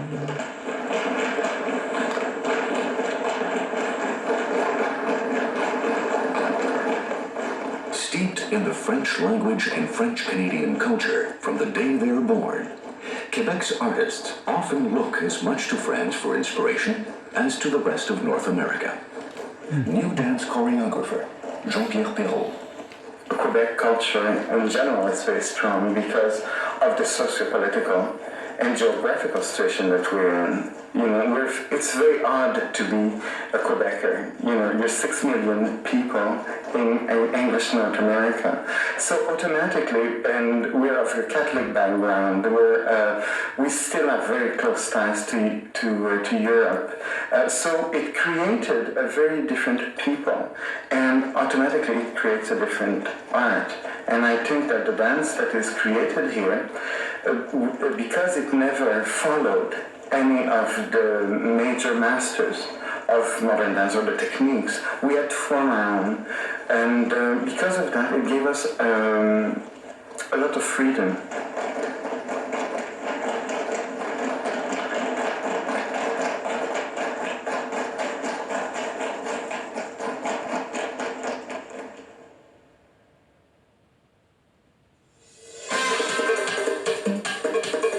Undeniably possessing a strong sense of history and an insouciant Gallic charm, Quebec City also comprehends all the nuances of joie de vivre, especially when it includes a rollicking good time. Sometimes described as the frostbite version of Mardi Gras, the Quebec Winter Carnival offers Québécois of all ages a chance to participate in carving elaborate ice sculptures, showing off their skating skills, or simply taking in the spectacle. It attracts professional ice skaters as well, including Olympic medal winners from around the world.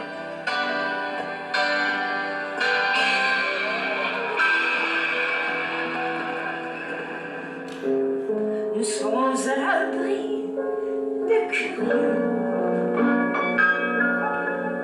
France may have decamped politically in 1763, but she left behind her language, her religion, her culture, and her music.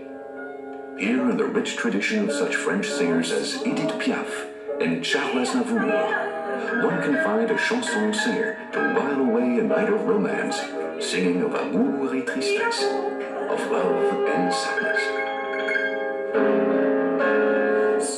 we need to ship. Il est mon homme.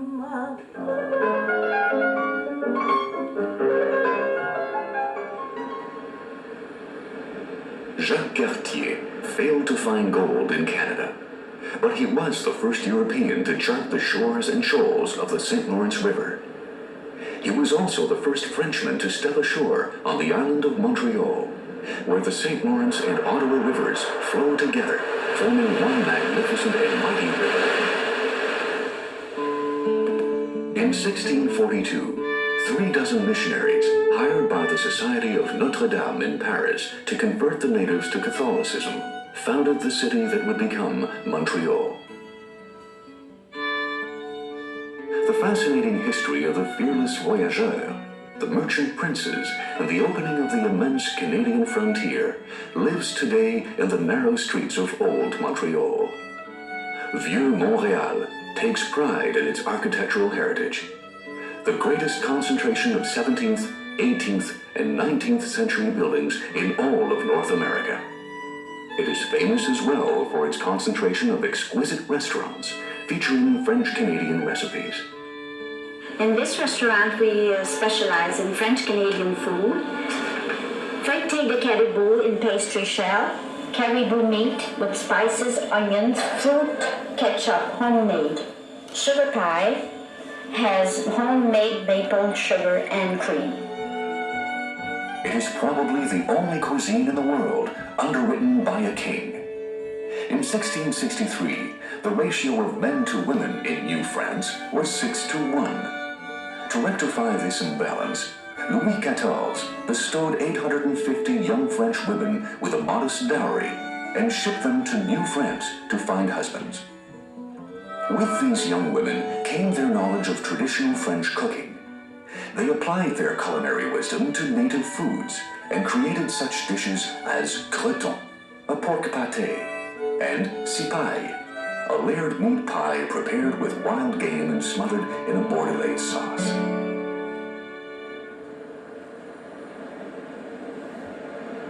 Mark Twain once described Montreal as a city where you couldn't throw a brick without hitting a church window.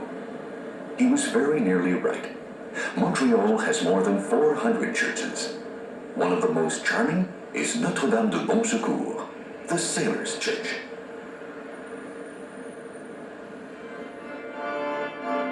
The most imposing of Montreal's churches, the neo-Gothic Notre Dame Basilica, was constructed in 1829.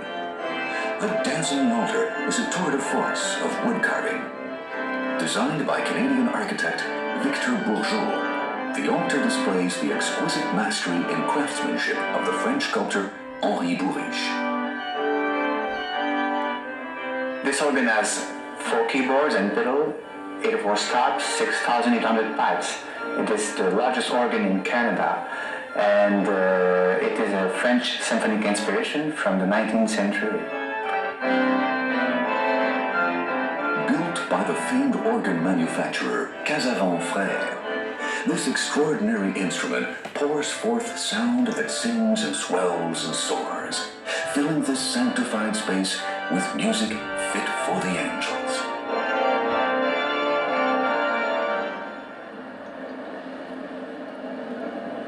The second largest French-speaking city in the world, modern Montreal comes in 2 layers: the contemporary skyscraper skyline on the surface and the subterranean city. Built to escape the harshness of winter, the underground city is completely accessible by the metro subway system. It provides everything anyone could possibly want: boutiques, bookstores, and restaurants, all without ever having to deal with frozen noses or icy sidewalks. Where winter ice is a fact of life, it only makes sense to make a national sport out of it. Canadian children learn to skate almost as soon as they can walk. And the very next thing they learn is how to play ice hockey. The first formal hockey game was played in Montreal in 1875, with a set of rules drawn up by J.G.A. Creighton, a student from McGill University. Even Pee-wee hockey games draw big crowds. And professional sports scouts looking for the next big major league talent. Not every boy in Canada can grow up to be Wayne Gretzky, but all of them can dream about it. Founded as a non-denominational college in 1821, McGill University serves nearly 20,000 students. Along with the Université de Montréal and the Université de Québec at Montreal, McGill invigorates the cosmopolitan intellectual atmosphere of the city. McGill President David L. Johnson. The cultural traditions of Canada draw from the many sources from which our people have come. And as a consequence, one finds a fairly wide variety in the music, in the literature that we see. If one looks at painting and sculpture, perhaps there is a heavier emphasis on the outdoors, the landscape, the natural, but I think that's consistent with a uniqueness to Canada as well, that we are a people that live closely with our outdoors, and perhaps because we have such large space and we border on 3 great oceans in the world, that is part of our psyche.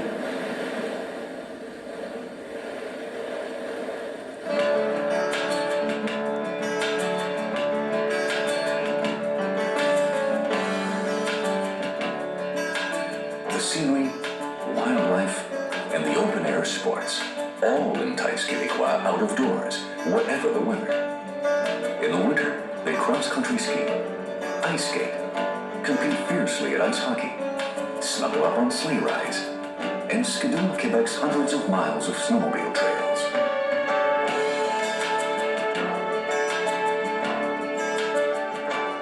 Nestled into the Laurentian Highlands, Mont-Saint-Anne is internationally known for its excellent slopes. World Cup races have been held there for more than 20 years. It provides ski jumps and 55 miles of illuminated trails for nighttime skiing.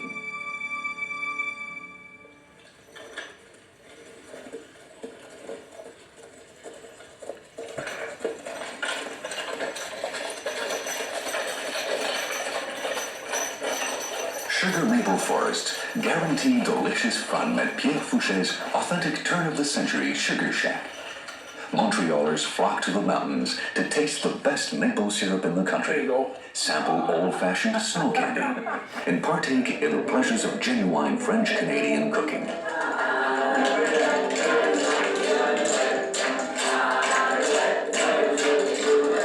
Around this beautiful maple forest, I created an attraction relating to the early 1900s. I built up, like the stories from my father in the early lumberjack days, log cabins, and where I cooked the bread and most of the food that we serve in a huge wood oven made out of rocks. And then inside the dining room, we took apart 10 old vines and we built up the atmosphere of the early 1900s. I kept my grandfather's house with table, with benches, oil lamps, hand-woven curtain, wood stove, and fireplaces. And around all this, people can share the food and sing and dance and appreciate the old-fashioned ways of living. A Iroquois word meaning shining waters. Ontario is the perfect name for a province that sparkles with more than 250,000 lakes and rivers.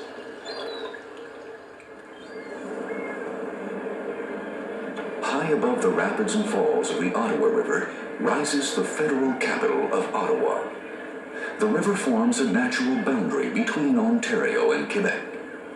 In 1857, Queen Victoria herself commissioned the soaring Gothic spires that grace Parliament Hill. The Parliament buildings house the Senate Chamber, the House of Commons, the Speaker's Chamber, and the Parliamentary Library. The country of Canada is a constitutional republic consisting of 10 provinces and 2 territories.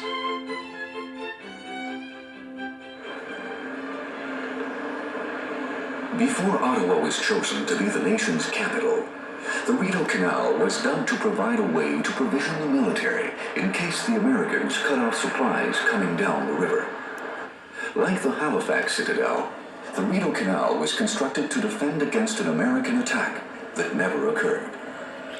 Used exclusively for pleasure craft in the summer, the canal is the world's longest skating rink in the winter. Thousands of tulips flower each spring, brilliant streamers of rainbow colors that commemorate Canada's aid to the Netherlands during the Second World War. As for those American attacks that never came, the border between Canada and the United States is today the world's longest undefended border.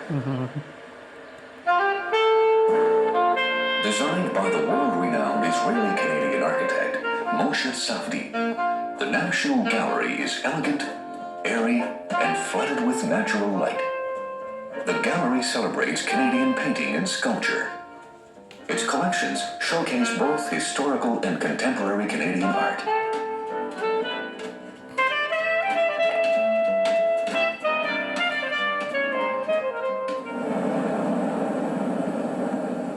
A sacred place of powerful spiritual significance to the native peoples. Niagara Falls bear the name the Adirondack originally gave them. Niagara, thunder of water.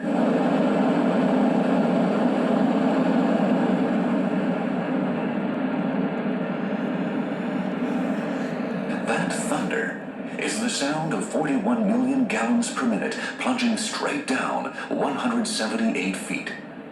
Louis Hennepin, the first European explorer to describe the spectacle, called Niagara a vast and prodigious cadence of water.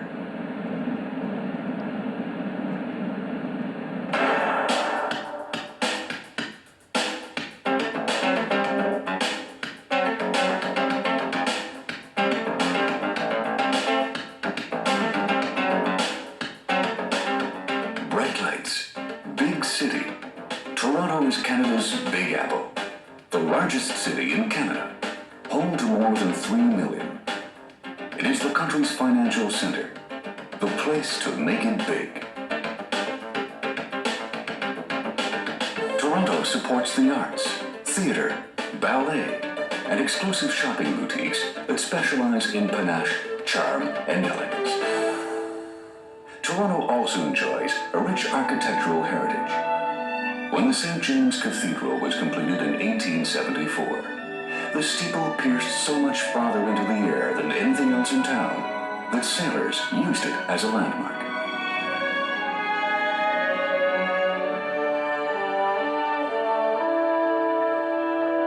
Today, the CN Tower has overtaken the steeple of St. James by far. It is not only the tallest building in Toronto, but the tallest freestanding structure in the world. At 1,821 feet tall, it stretches more than 1/3 of a mile into Canada's sky. Toronto's architecture is a melange of old and new, influenced by ethnic diversity, for Toronto is a city of neighborhoods. Chinatown, as well as the Greek, Italian, and Polish district, each maintains its own culture. Yorkville is a neighborhood of Victorian houses converted to art galleries, designer boutiques, and fashionable restaurants. Here, Toronto's new money and old money meet in cafes to linger over cappuccino and conversation, playing at high society's favorite pastime of seeing and being seen.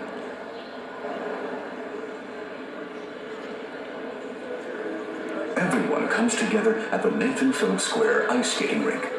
Whether skating hand in hand or dancing on ice, it's Toronto's most popular winter meeting place.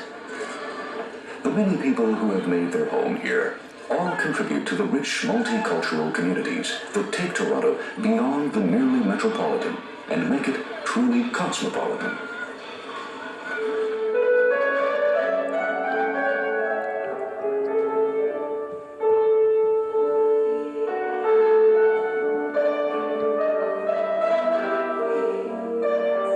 Girls who dream of becoming prima ballerinas with the National Ballet of Canada must start their lessons very young. By the time the girls audition at the National Ballet School, they have studied ballet for most of their lives. The romantic visions of tutus, starring roles, and the thrill of applause give way to severe chignons, practice leotards, and the discipline of thousands of hours of practice at the bar.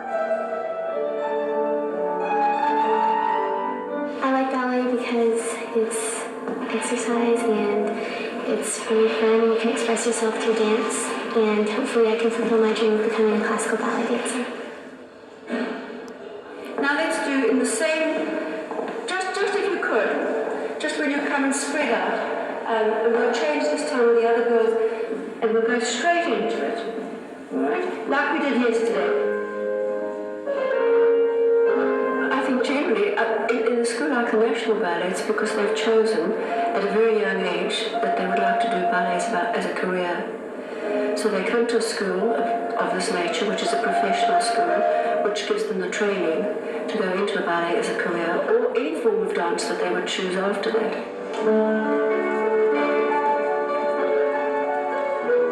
Aspiring ballerinas practice at the National Ballet School under the critical eye of their ballet instructor.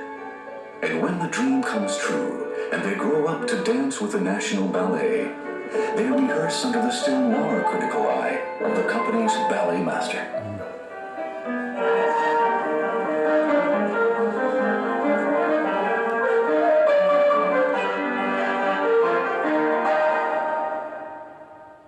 Western Canada has an astonishing range of scenery, from Manitoba's subarctic tundra and Saskatchewan's rich farmlands to Alberta's majestic mountain peaks and British Columbia's coastal forests.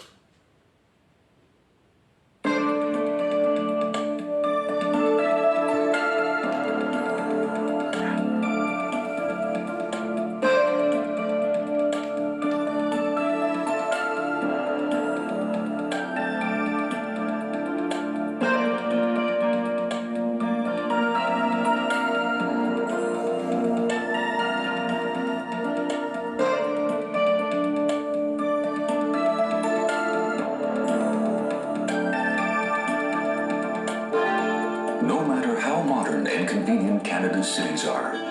At their back is always the haunting wildness of the far north, the kingdom of the ice bear, the land of Nanook of the North. Polar bears are creatures of the far north and the Arctic. They are found nowhere else on Earth. At Churchill, Manitoba, polar bears gather every November, for it is near Churchill that Hudson's Bay first freezes into solid ice. Churchill is equipped with a polar bear siren that sounds whenever a bear is spotted ambling down a street or pawing through the town garbage.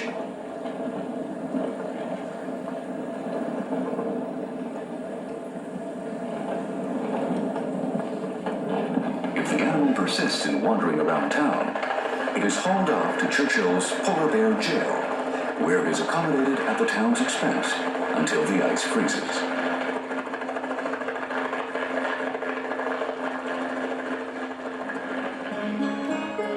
Polar bears hunt seals, but before they can go out onto the ice to stalk their prey, the ice must be solid enough to support their tremendous weight. Adult males can weigh 1,500 pounds, 3/4 of a ton of pure predator.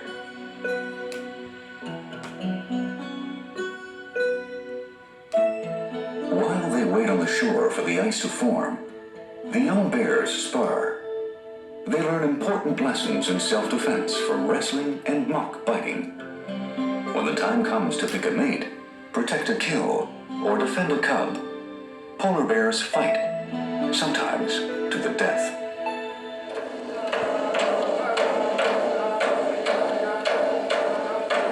Polar bears are the subject, spirit, and essence of countless Inuit myths.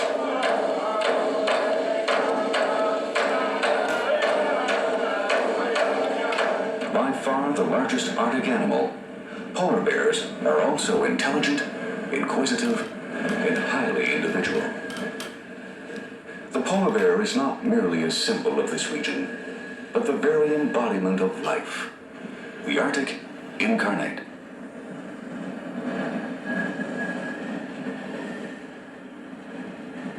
The great white bears are not the only creatures that have adapted to Arctic conditions. Arctic foxes trail polar bears out onto the winter ice and scavenge their seal kills. On land, the foxes listen acutely for the sounds of mice scurrying under the snow stalking and pouncing on them like cats.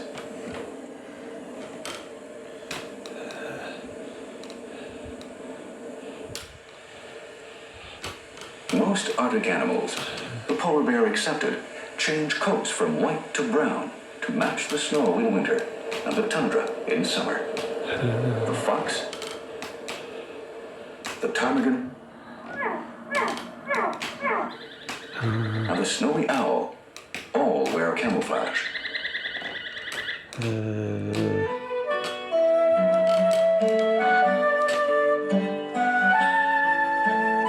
Wild swans tattoo patterns across the sky. Wild geese return for the brief Arctic summer to nest. Many birds breed in the Arctic. Eared grebes, seagulls, and Arctic loons. Under the midnight sun, Arctic cotton bursts into bloom, and the Arctic sky soars blue and limitless over the burgeoning life of summer.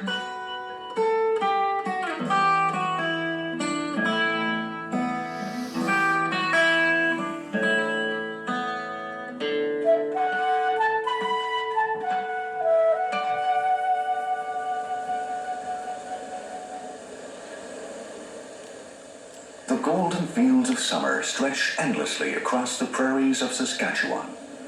The breadbasket of Canada, Saskatchewan is prime wheat country, the size of Texas, and one of the great wheat-growing regions of the world.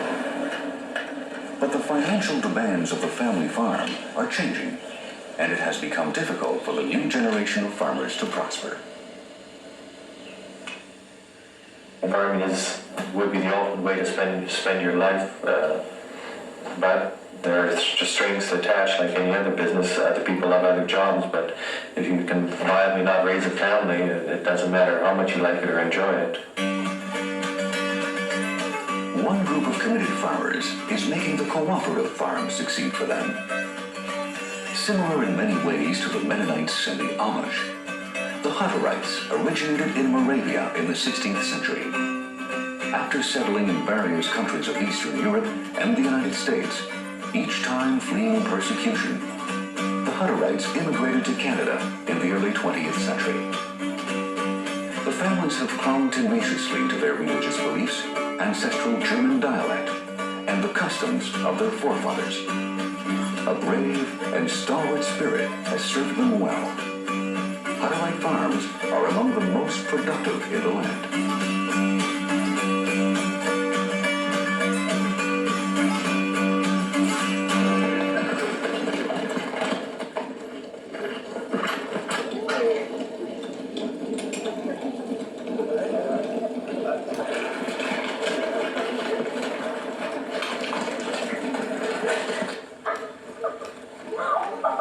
In the Little Crimson Manual, it's written plain and clear that who would wear the scarlet coat shall say goodbye to fear, shall be a guardian of the right, a sleuth hound of the trail. In the Little Crimson Manual, there is no such word as fail. Only the Canadian Mounties could possibly inspire such poetry, and so they did in these lines from Robert Service's Clancy of the Mounted Police. But then, no police force in the world possesses as romantic a history as the legendary Royal Canadian Mounted Police. The RCMP began as the Northwest Mounted Police. Their mission? To tame the West. To their eternal credit, they did it wisely and well. During the first years of their existence, the Mounties used negotiation, not force of arms, to enforce the law on the vast frontier.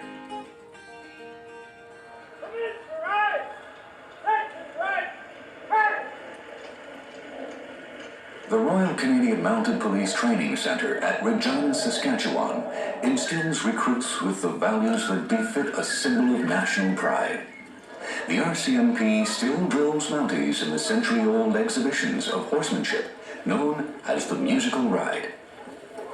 I think the biggest satisfaction of being part of the musical ride has to do with the look on people's faces when you're performing, especially when we come to near the end of the ride and the charge is about to begin. As we head at a full gallop towards the crowd, some of the people start to scatter, and then we come to a dead stop and they all, oh!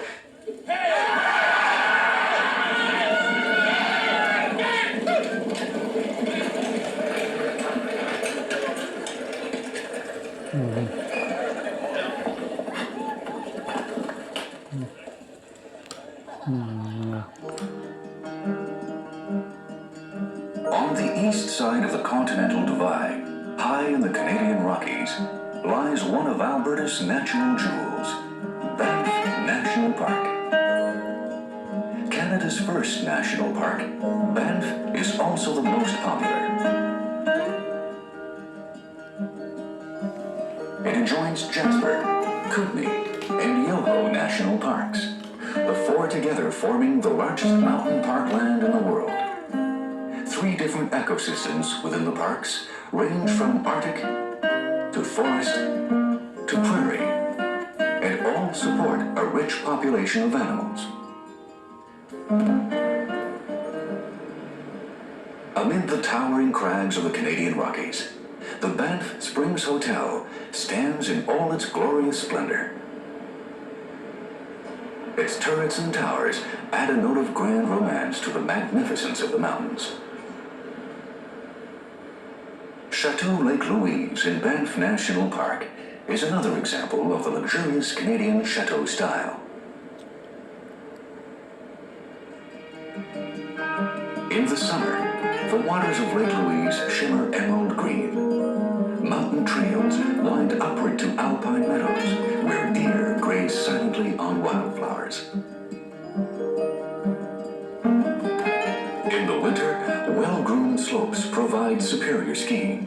Lake Louise has 44 designated runs to offer, with 44,000 skiable acres of terrain.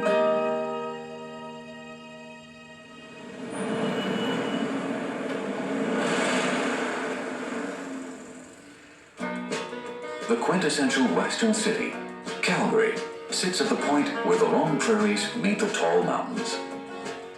Calgary can legitimately claim to having been present at the birth of the Northwest Mounted Police. In large part, the force was founded to put the moonshiners out of business at Rowdy Fort Whoopa, not far from Calgary. Cattle ranching and the Alberta oil fields brought prosperity to the growing city. Skyscrapers and architecturally innovative buildings such as the Settle Dome define Calgary's distinctive skyline.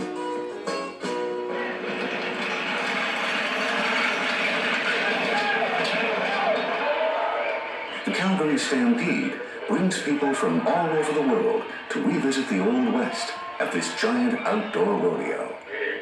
This'll work. We're back, right? Oh, no. One hand, that's all it is. Yeah. Oh, sit down, ladies. You're all right. I thought you were going to shine there. Not far from Calgary, at Dinosaur Provincial Park in the Drumheller Badlands, thousands of dinosaur fossils have been excavated.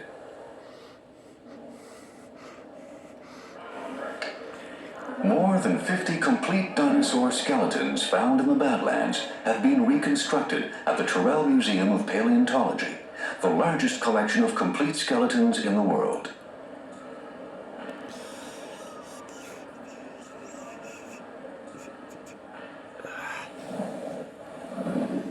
The French explorer Cartier called Canada the land God gave to Cain. He was referring to Genesis 4, in which Cain, having killed his brother Abel, is condemned to till land that is barren. But Cartier never saw British Columbia. The people who live there call it God's country.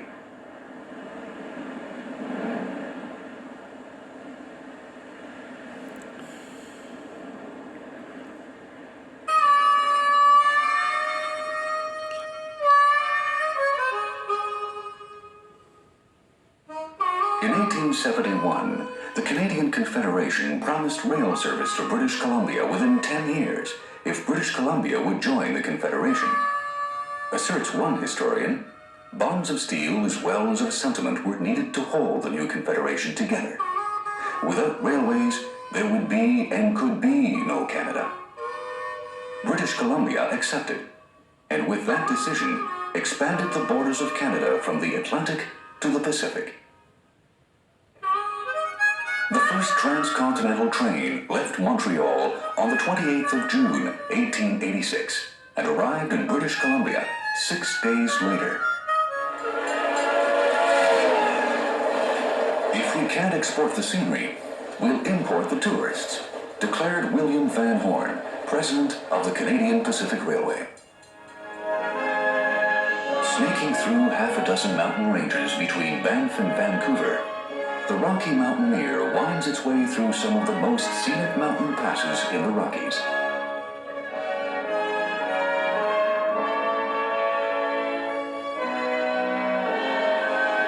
The Rocky Mountaineer is quite simply one of the world's spectacular train rides.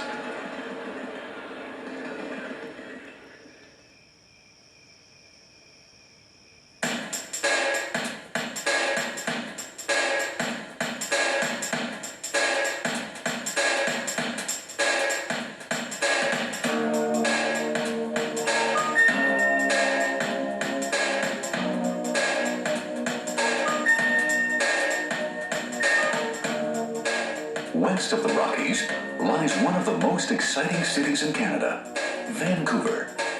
Crowds come out at night to sample the fun and temptation of its nightlife. But the lights of the night give way to sunrise as the morning warmth blankets the mountains surrounding the city.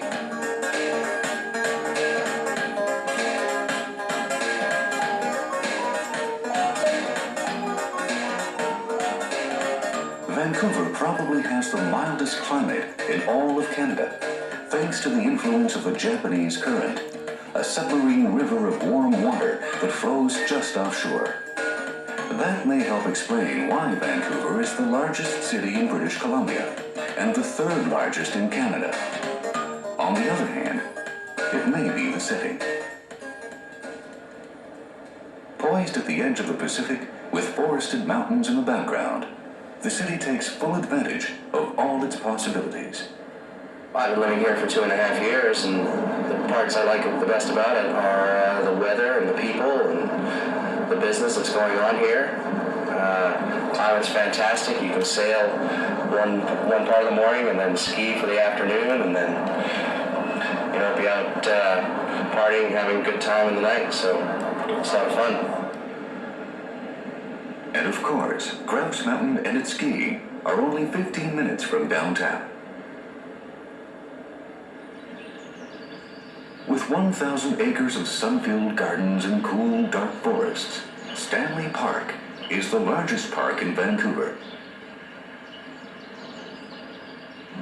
Accessibility for everyone makes a beautiful day all the more special. Even a stroll along the seawall can provide a good chance of seeing seagulls, migratory ducks, or a great blue heron. You see dolphin? That's good. Here comes the whale again. Tucked into a corner of Stanley Park is the Vancouver Aquarium. More than 9,000 aquatic animals call the aquarium home, including beluga and killer whales.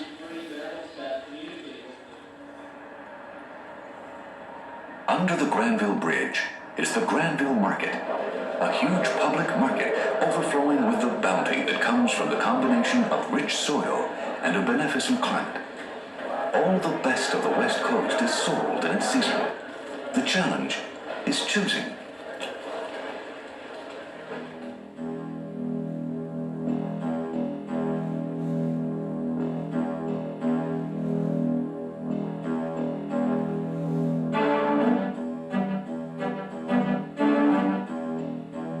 On Vancouver's western edge, along the Pacific, lies the University of British Columbia Museum of Anthropology. It houses one of the finest collections of Northwest Coast native art to be found anywhere.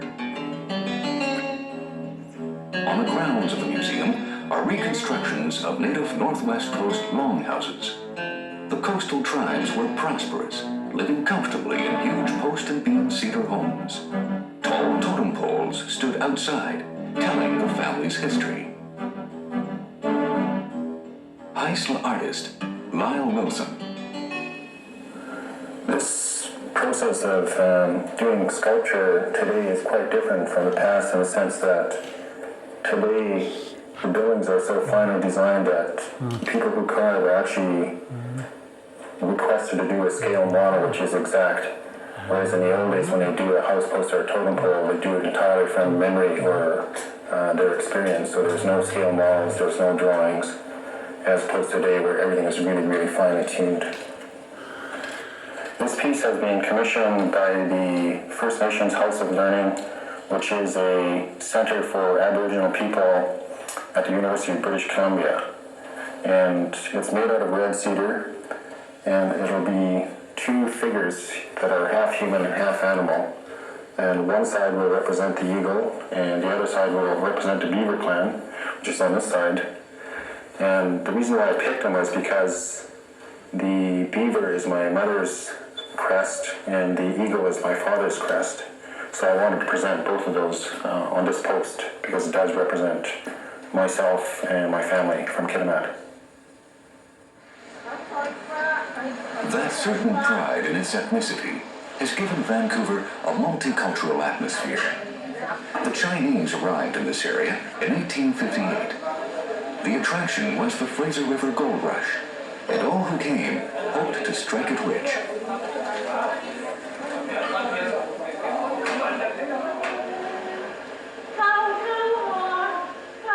Today, Vancouver is enriched and enlivened by its substantial Chinese population.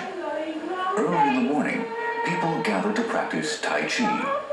The teachings and techniques have been handed down from generation to generation.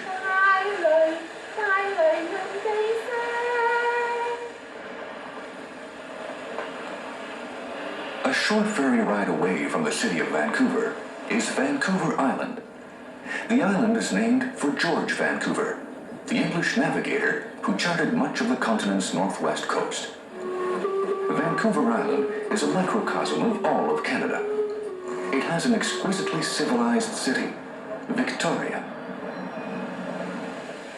And in the interior, splendid wilderness.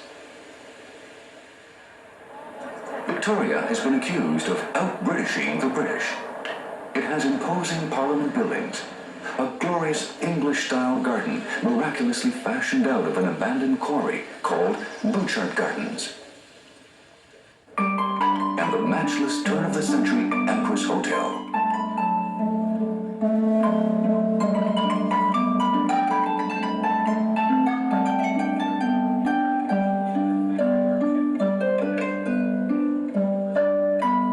Tea at the Empress is not just a meal, it's an event.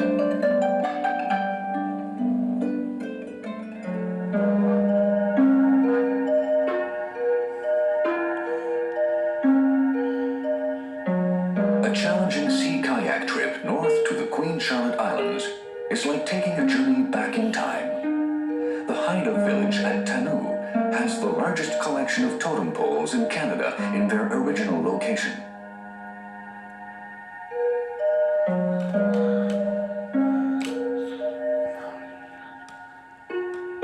The Haida who settled this wild coast left behind these towering sentinels to haunt the peace of this silent wilderness.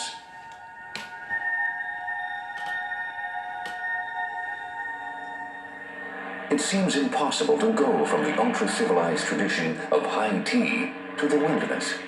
But that is how Canada lives.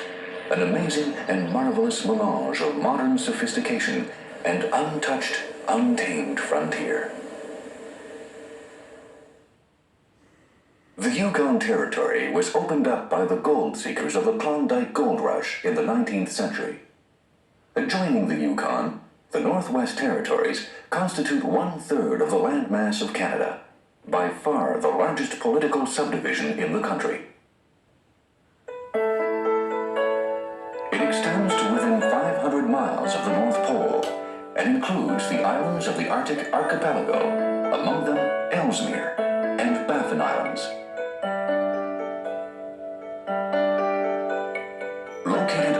north arm of Great Slave Lake, amid the jagged rocks of the Precambrian Shield, Yellowknife is the capital and the only city in the Northwest Territories. Gold was discovered in 1896 by miners on their way to the Klondike. But the gold rush didn't get underway in the Northwest Territories until 1934. Today, subsistence fishing keeps the native people of the Northwest Territories living in close touch with nature and their tribal traditions. This harsh land is unforgiving. Only knowledge of the ancient ways can ensure survival.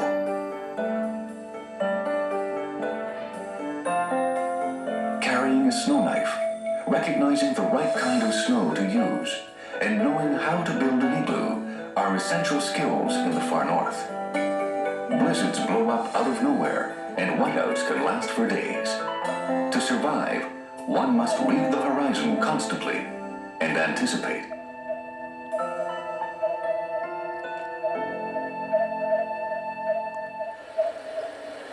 Surrounded by the icy Arctic waters, Baffin Island is the largest island in Canada and 5th largest in the world. The Arctic tundra, often called the Barren Ground and considered a wasteland, is in fact rich in wildlife during the brief Arctic summer.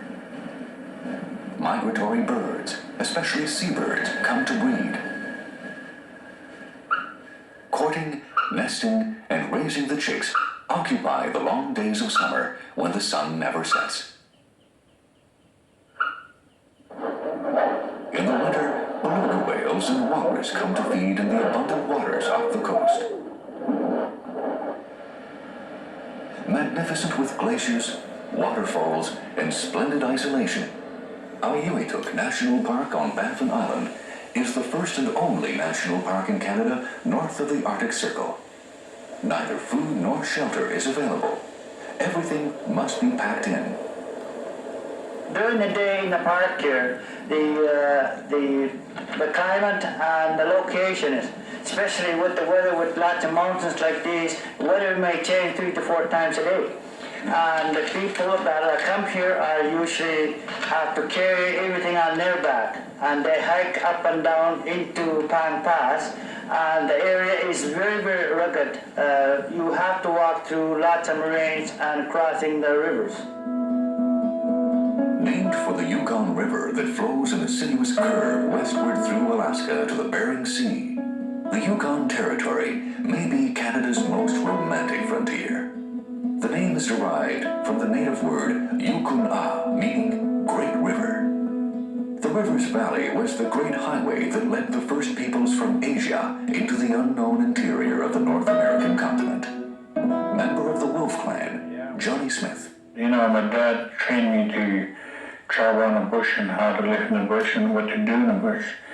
And everybody does that. All the old people, they always talk to their kids how to make their living in the bush. You have to learn all them things. You have to learn how to put one arrow, things like that. And snares, how you can catch game, and they show you how to hunt, and they show you what to do. And if you don't learn that, you're not very good in the bush. It's like you're going to high school like to learn.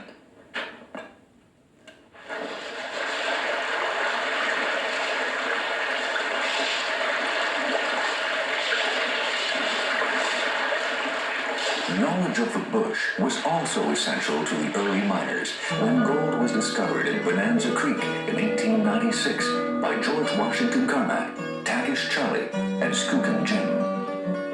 The Klondike Gold Rush exploded on the continental consciousness in huge front-page headlines.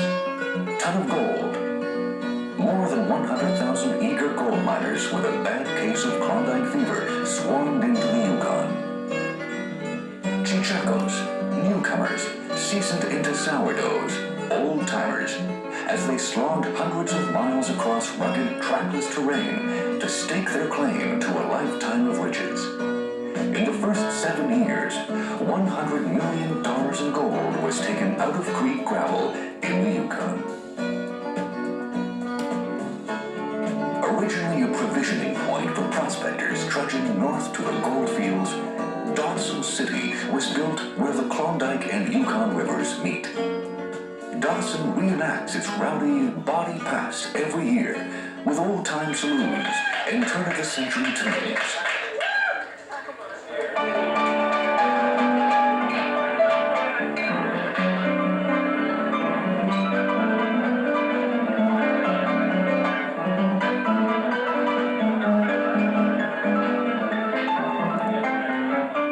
And gaming tables where fortunes and gold dust were won and lost on a spin of the wheel.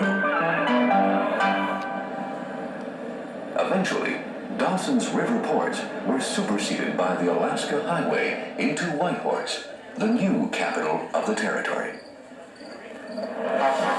Bulldozed through virtually virgin wilderness, the Alaska Highway was rammed into place to stave off a Japanese invasion of the West Coast after the bombing of Pearl Harbor.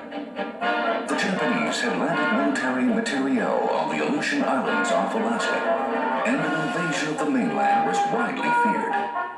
30,000 Canadian and American soldiers hacked out the 1,500-mile road in only 8 months. Called a prodigy of engineering, the highway connected the airfields between Dawson Creek, British Columbia, and Fairbanks, Alaska.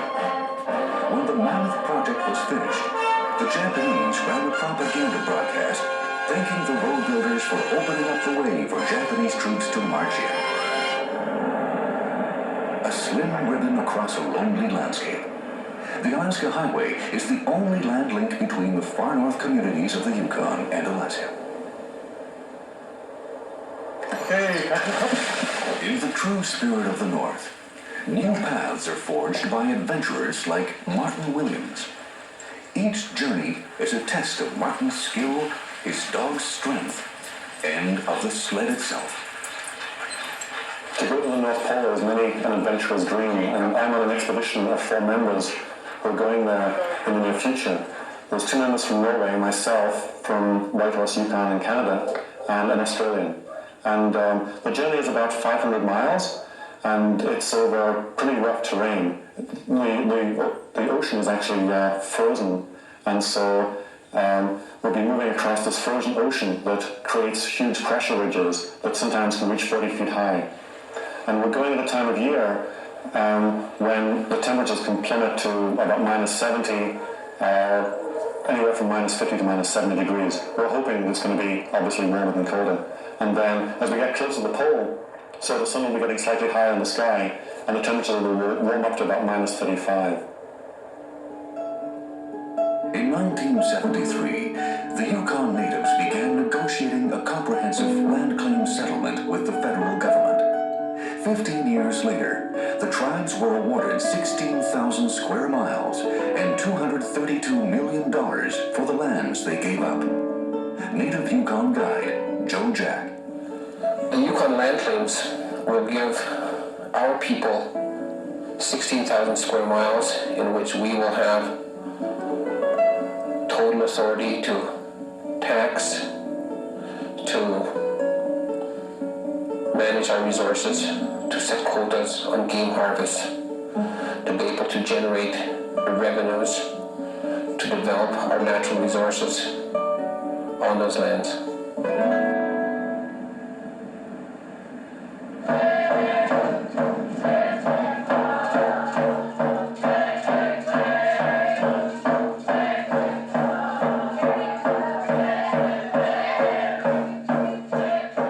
Such settlements, the traditional culture, dance, and way of life of the native tribes can thrive once again. This agreement and others like it assure the First Peoples of Canada a strong voice in the uses of the land, a powerful hope for their own future. Canada may be the last industrialized nation on Earth whose heritage of vast tracts of untamed wilderness remains largely intact. Polar bears roam the Arctic, eagles claim the sky, and bears share the western highlands with mountain goats. A country of coasts, Canada's 3 seas are alive with fascinating creatures, some found nowhere else on Earth. Canada wears a dazzling necklace of cities strung along her southern border, pulsing with life. Engaged in the hustle and bustle of this century, at their backs is always the vastness beyond, untouched, untrammeled, untrod. That trackless frontier, that splendid expanse, challenges the hearts, the minds, and the souls of all Canadians as they wrestle with justice to determine the rights of the Indigenous peoples, the fate of their wildlife, and the destiny of the land itself. Around a blazing campfire, Girl Guides once sang a simple but eloquent song, a song that captures the essence of what Canada means to its people. My country